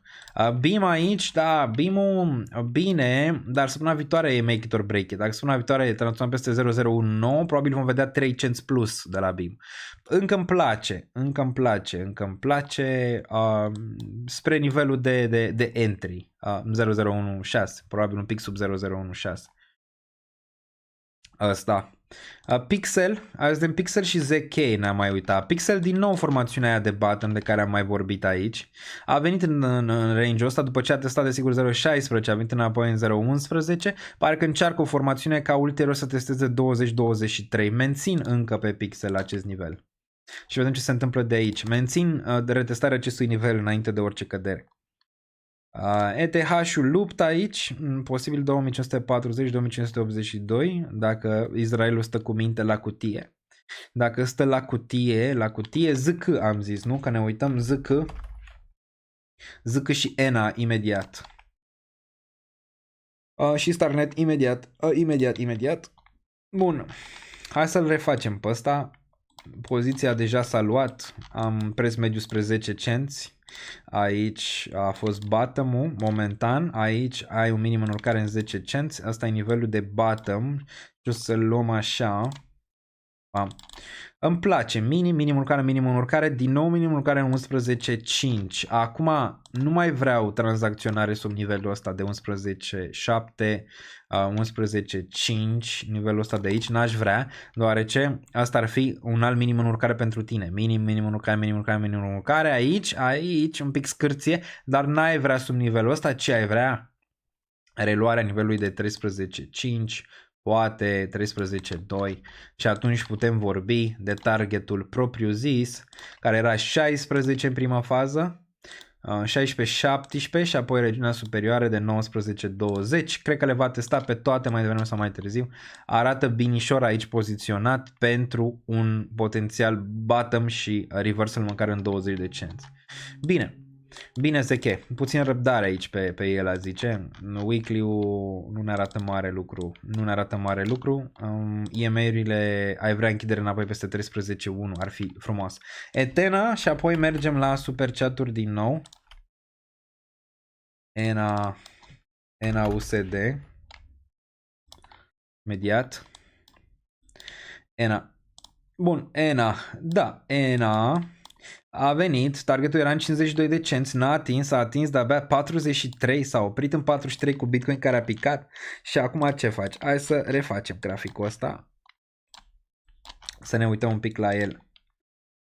Era nivelul de unde s-a listat, în 29 de cenți în momentul de față, ți-a pus un bottom cât de cât în 23-24 cu mici formațiuni aici de fake out sub nivelul ăsta, ai reluat nivelul și te-ai dus direct în 42 și ai făcut un maxim în urcare aici și putem defini aici.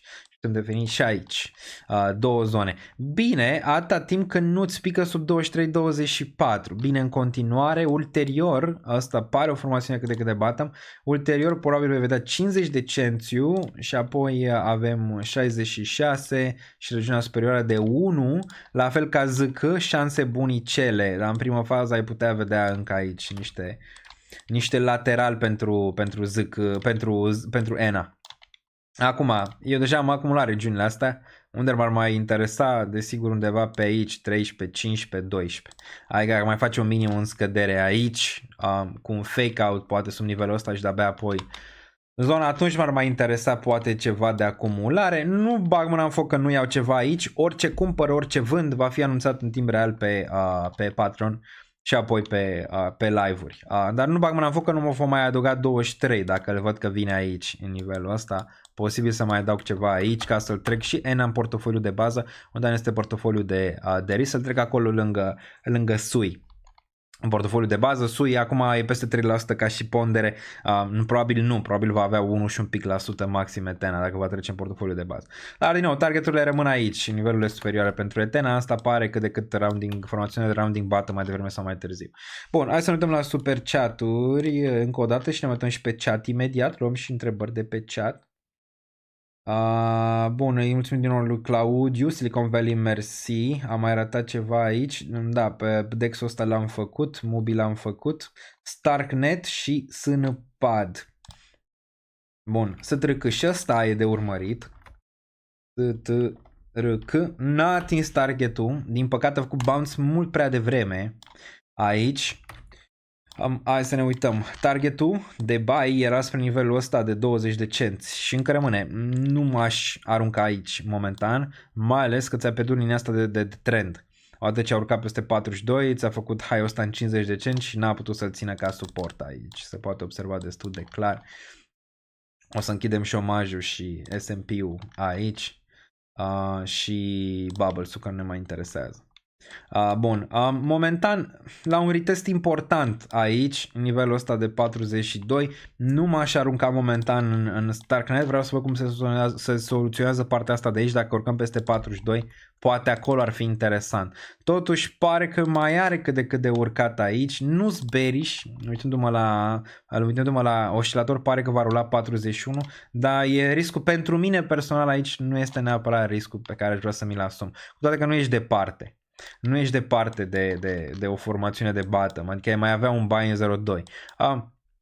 Dacă riscul un pic mai ridicat, poate ai avea aici un buy și unul în regiunea asta și ulterior ai avea targeturile superioare, targetul de 0.63-0.74 și nivelul ăsta de aici. Toate astea vor veni cu ETH peste 3000. În niciun caz, când ETH e sub 3000, nu prea poți să ai pe layer 2 nimic de zis. Dar interesant, am zis că pe ăsta nu mai ținem. SNPAD, azi dacă SNPAD îl găsim mai SNPAD, nu-l găsim. Iarăși trebuie să intrăm pe niște chestii obscure. SNPAD, pe ce-l găsim pe SNPAD, că am uitat.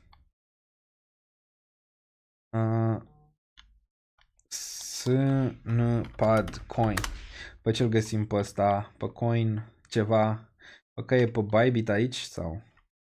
Nu pare. Pe ce-l găsim SNPAD? Pe eCompass.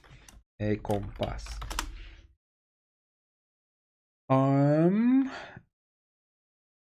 eCompass. Nu-l văd. Facem pe CoinMarketCap. SNPAD. Asta e SNP, SNPAD, altceva nu găsesc aici, SNPAD, nu e pe CoinMarketCap? Ia stai așa, SNPAD, asta e SNPAD, altceva nu găsesc aici. Asta e? SNPAD? SNPAD, ăsta o fi, presupun. 12 ore. Bun, a atins nivelurile astea de jos, a reacumulat aici. Probabil target 3.5, între 3.2 și 3.5 aici SNPAD. Nu știu dacă ăla pe care l-am analizat și era pe aici și am zis că probabil va găsi o corecție. Mă țin minte dacă era ăla sau nu SNPAD, dar pare că da. Pare că va veni măcar în nivelul ăsta. Facem analiză și pe CoinMarketCap în momentul de față, nu e niciun fel de problemă. Și avem nivelul ăsta de aici de 0.35. Da, nivelul ăsta 0.31, 0.35 ca target și vedem ce se întâmplă de acolo. Dar bullish momentan. Bun, ce ar mai fi de analizat aici?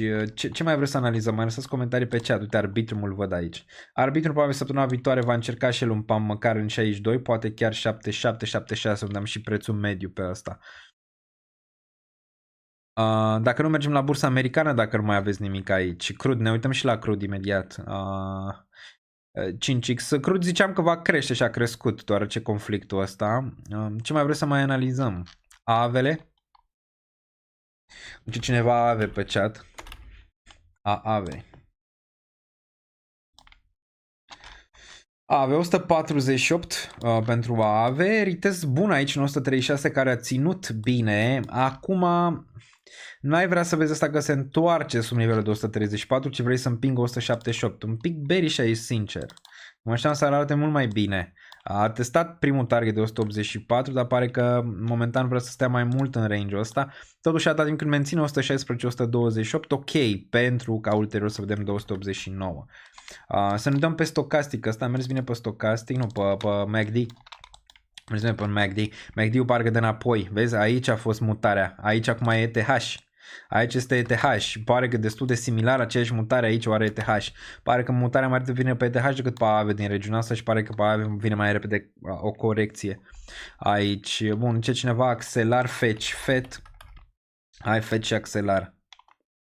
Axelarul s-a ținut extrem de bine. Fetch-ul a făcut cross pe weekly pe MACD foarte bine, iar weekly-ul a închis ok, peste 1.4, sub 1.4 era problema pentru Fetch. Acum vrei să vezi reacții săptămâna viitoare peste 1.53 ca să confirmăm aici din nou un minim în urcare, minim urcare și apoi targetul ar fi 2.3 pentru Fetch. Bine în continuare aici Fetch, bine în continuare. RSI-ul dă un pic problemă dacă te uiți pe weekly, iar stocasticul și el dă un pic de problemă. Aici pune mai mare preț momentan pe MACD.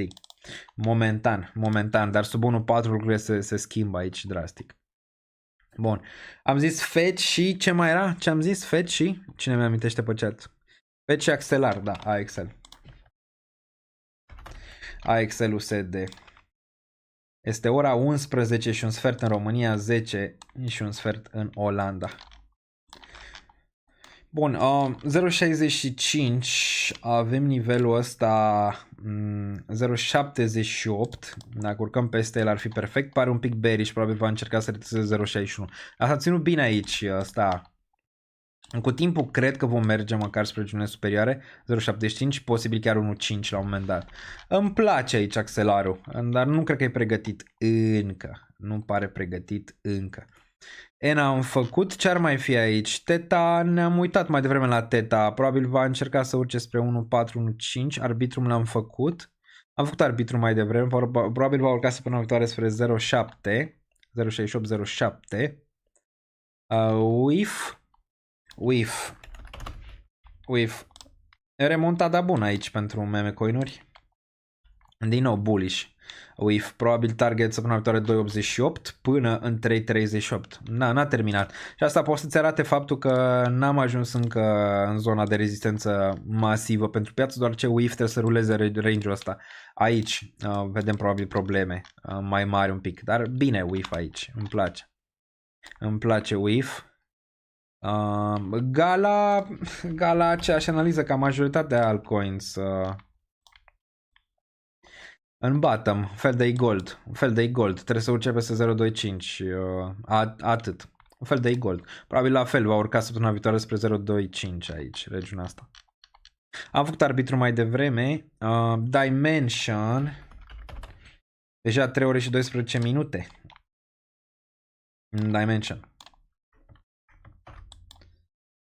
Dimension, minim urcare, bine, în continuare, trebuie să vedem peste 1.7 aici pentru Dimension, dar mai bine Saga, mult mai bine Saga decât Dimension, mult mai bine Saga, weekly-ul, ciudățel, vrei să săptămâna viitoare că urcă peste 1.8 și atunci ar fi foarte, foarte bine.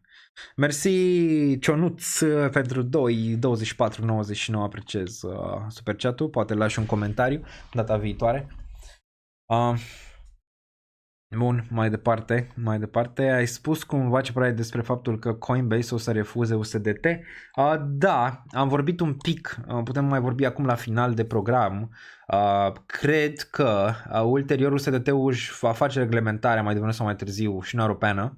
În SUA cred că stau un pic mai bine. Pe datele pe care le am, vă ziceam și dinainte să reglementeze USDC-ul. V-am zis că USDC-ul o să se reglementeze primul și ambele sunt în proces de a se reglementa. Primul a fost USDC-ul, poate urmează și USDT-ul, dar pare că nu. Pare că nu vor rezolva anul ăsta, posibil anul viitor să rezolve ceva. Și atunci vom vedea ceva, nu știu, să bage Coinbase-ul înapoi în Uniunea Europeană. În SUA încă e ok, adică din ce am văzut USDT-ul, numai în Europeană doar ce vine reglementarea asta mică. Deci, ca să fii safe, face USDC-ul momentan ar fi cel mai safe pentru Uniunea Europeană. Cu toate că dacă se va întâmpla ceva, nu va fi gen dacă ții bani USDT, să nu poți să iei USDC, că pierzi banii dacă ții în USDT. Nu, probabil o să ai o perioadă în care o să poți să-i tranzită, să-i treci din USDT în USDC. Deci nu e o mare chestie. Bun, încă una. Hai să mai facem una. Facem link. Harta am făcut mai devreme. Facem link și apoi mergem la bursa americană și am ieșit. Bun. Link mare lateral, ăsta se mișcă greu, urs. A stat aici 1000 de ani, acum pare că stă aici 1000 de ani, după ce a testat regiunea de 21. Ulterior probabil va merge spre 33, 25-33 și all-time high ăsta. Încă bine la macro, acum pare că se face reacumularea pentru ca ulterior să vezi asta. Adică îmi place. Îmi place, dacă te uiți la macro, dacă ai arăta oricui această structură, o structură bună, care ulterior probabil va duce în all-time high. E vorba de timp aici pentru Chainlink. Momentan, până când nu reia măcar 12-7, nu putem fi bullish pe el. Bun. Da, nici n-are rost. Păi a zis Charles Hoskinson că sui e ce trebuie. Deci, na. Încea cineva crude oil. Hai să ne uităm. Ajunge într-o zonă de corecție. Aici era suportul pe care oricum îl văzusem de ceva timp. Da, probabil săptămâna viitoare corecție după cum arată aici. Probabil corecție înapoi în regiunea asta de 72 pentru crude oil. Nu știu dacă va mai ajunge 7778. Posibil prima dată corecție aici și apoi nivelul ăsta.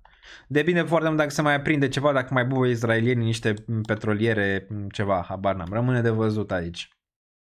Ce mai îmi place, grâudă înapoi, în ceea ce privește recesiunea, grâudă bine înapoi aici, vedem și corn, și corn dă, dar nu atât de mult ca grâu, iar gazul natural v-am avertizat că este la rezistență. Probabil va veni spre 2,9 și ulterior 2,7. Bun, metale, aurul dă și el înapoi în sfârșit? Da. Da, dar nu cât ai fi vrut. Asta e problema în continuare. Vrem aur să dea și el înapoi. Ok, 2800 probabil este în cărți rău de tot aici pentru aur, mai devreme sau mai târziu. Și nu vorbim de partid, ci de aurul adevărat. Dar în primă fază ai vrea măcar un pullback, să dea un răgaz 2500, nu pare bullish, pare reacumulare și mai departe. Arată bine și aurul aici pentru continuare în 2663. Dacă ne mai uităm și la Forex un pic și ne uităm la un DXY 102. DXY la rezistență, probabil săptămâna viitoare corecție la rezistență aici, asta înseamnă că Euro-USD va performa binișor, cel puțin așa cred. Da, posibil la corecția asta erau targeturi, erau două targeturi pentru DXY, 101.8 și 101.5, apoi mai 136, dar nu știu dacă poți momentan, probabil corecție aici, iar dacă ne uităm la Euro-USD, la zona de bouncing confirmă asta că probabil măcar va rula regiunea de 1.10 aici săptămâna viitoare Euro-USD. Bun, altceva.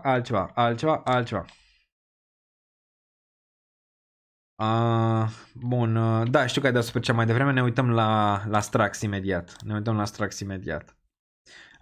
Bun, Tesla după ce crește în sondaje, are vreo 51% cred, asta Trump, arată bine aici. Teoria mea cu Tesla e că va mai face încă un leg up și posibil după ce câștigă Trump și ar fi cel mai bine, undeva în regiunile superioare și apoi vom vedea finalul 631, poate 1000, rămâne de văzut. Pentru Tesla, aici voi vinde Tesla în nivelurile alea. 10-year Treasury, ne-am uitat mai devreme la bonds. PLTR, Foai de mine, PLTR-ul n-a vrut niciun fel de pullback aici. N-am vândut nimic momentan. O să fac update și la portofoliul de acțiuni săptămâna viitoare, mâine. 45.26 pe Patreon. 45.26 probabil ca target ai spre all-time high. Când e război îți dai seama că merge bine. Targetul ulterior 100, am zis de asta. 103 probabil PLTR-ul. Navi, Nvidia, uite cum arată Nvidia. O Nvidia pare că se duce înapoi la all-time high. O să mai vând Nvidia, am vândut o mică parte. O să mai vând 175-223 Nvidia. Pare că din nou all-time high-ul pe masă. NIO, am zis că face pullback, a făcut. Acum pare că probabil o să stea aici o mică perioadă și ulterior 9-12, vedem și mai departe. S&P-ul ne-am uitat mai devreme, DXY, Apple-ul, ce nu crește, VIX-ul desigur. Mai țineți minte sperietura asta de aici, VIX-ul nu pare. Ce mai e? Invesco nu ne interesează, cam atât a zice. Avail, nu știu ce-i cu Avail ăsta și cine îl pompează, dar ne uităm. Dacă vreți neapărat. E prea nou ca asta e o opinie. Sus jos pare că decât ok pentru o continuare poate în 14 CS, dar cam atât. De la el. N-aș avea mari speranțe de la Avail. Probabil maxim înapoi în 15 aici. Ai un mic suport. Mare atenție dacă pică sub 12.7, atunci probabil se va întoarce aici. Se va întoarce nouă. Ăsta Avail. Poate ulterior va încerca regiunea asta de 22, dar astea au fost două regiuni de acumulare. Aici e prea. Pare un pic bearish, pare că va încerca un pic 12.7, dar ulterior ai putea să vezi ceva de genul ăsta de la el. Bun, Strax.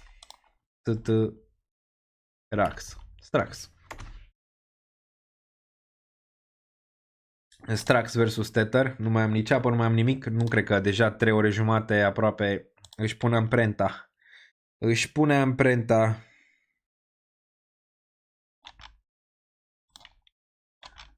Bun. Bun. Strax. Dacă ăsta e graficul total pe Strax, îmi place.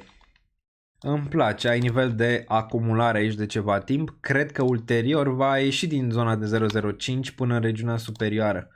0.077 până în regiunea de 0.089. Aici e zona de take profit. 30-40% și apoi mai e regiunea asta de aici de 12 cenți pentru el. Dar bine, îmi place. Ok. MSTR, da, MicroStrategy îți arată într-un fel viitorul Bitcoin. Și MSTR arată așa. Viitorul Bitcoin pare bun, având în vedere MicroStrategy care se pregătește de all-time high. Nu poți fi bearish pe Bitcoin aici. Adică uite-te la astea. Uite la MicroStrategy, care a fost unde era Bitcoin și acum e înapoi la all-time high. După ce găsește suport aici. Da, probabil 330-400 pe MicroStrategy. Bine. Iar Coinbase e un pic opusul. A fost un pic opusul aici. Din punct de vedere că Bitcoin performă mai bine, iar asta nu prea. Nici acum. Pare că de-abia acum își revine. Un pic aici. Dacă urcă peste 195 ar fi foarte, foarte bine.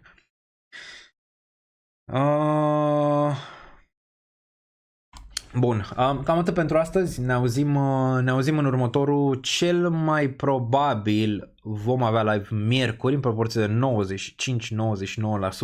Vom avea live miercuri. Dacă vă place ce ați auzit aici, aveți toate linkurile în descriere și un like, aș aprecia foarte mult, și un comentariu după. Orice vreți, lăsați-vă comentariile în secțiunea de comentarii. Salut Daniel, ce faci Daniel? Orice vrei tu, lasă-le în secțiunea de comentarii.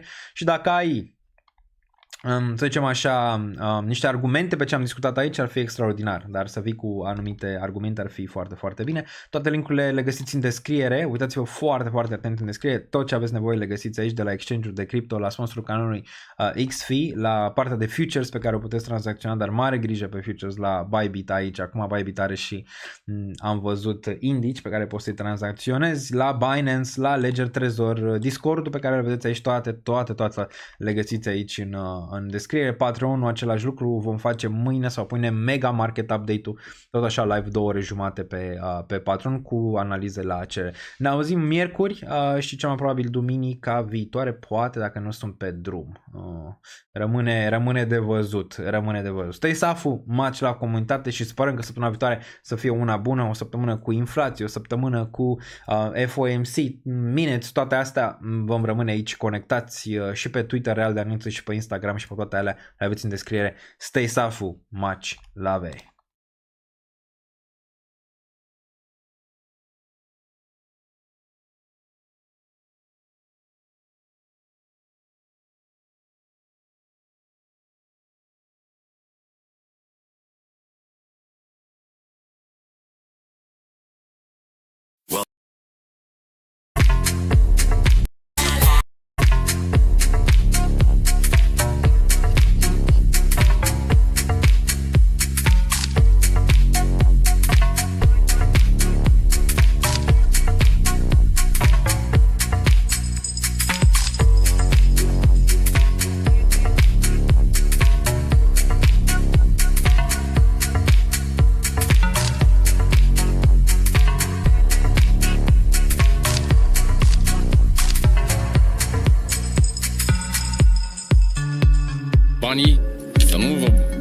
că nu e investit, nu e cheltuit. Nu mai am niciun leu.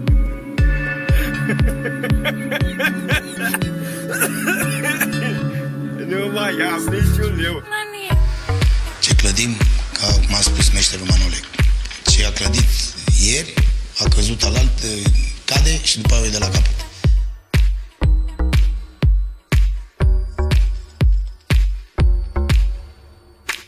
Două întrebări pe bună seara și... Bravo, Bobe! Două, trei cuvinte și... Bravo, Bobe!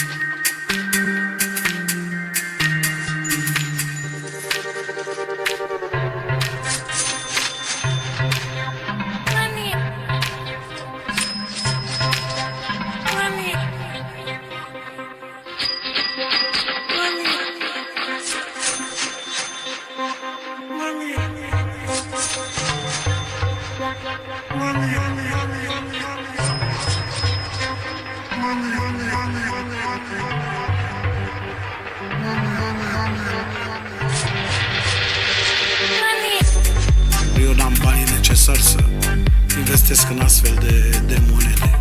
Eu bag cardul, scot milionul, îmi cumpăr ce am de nevoie și atâta tot. Mă pricep cu criptomonede și cu astea. Pentru un lapte bătut și un sandwich mi-ajunge.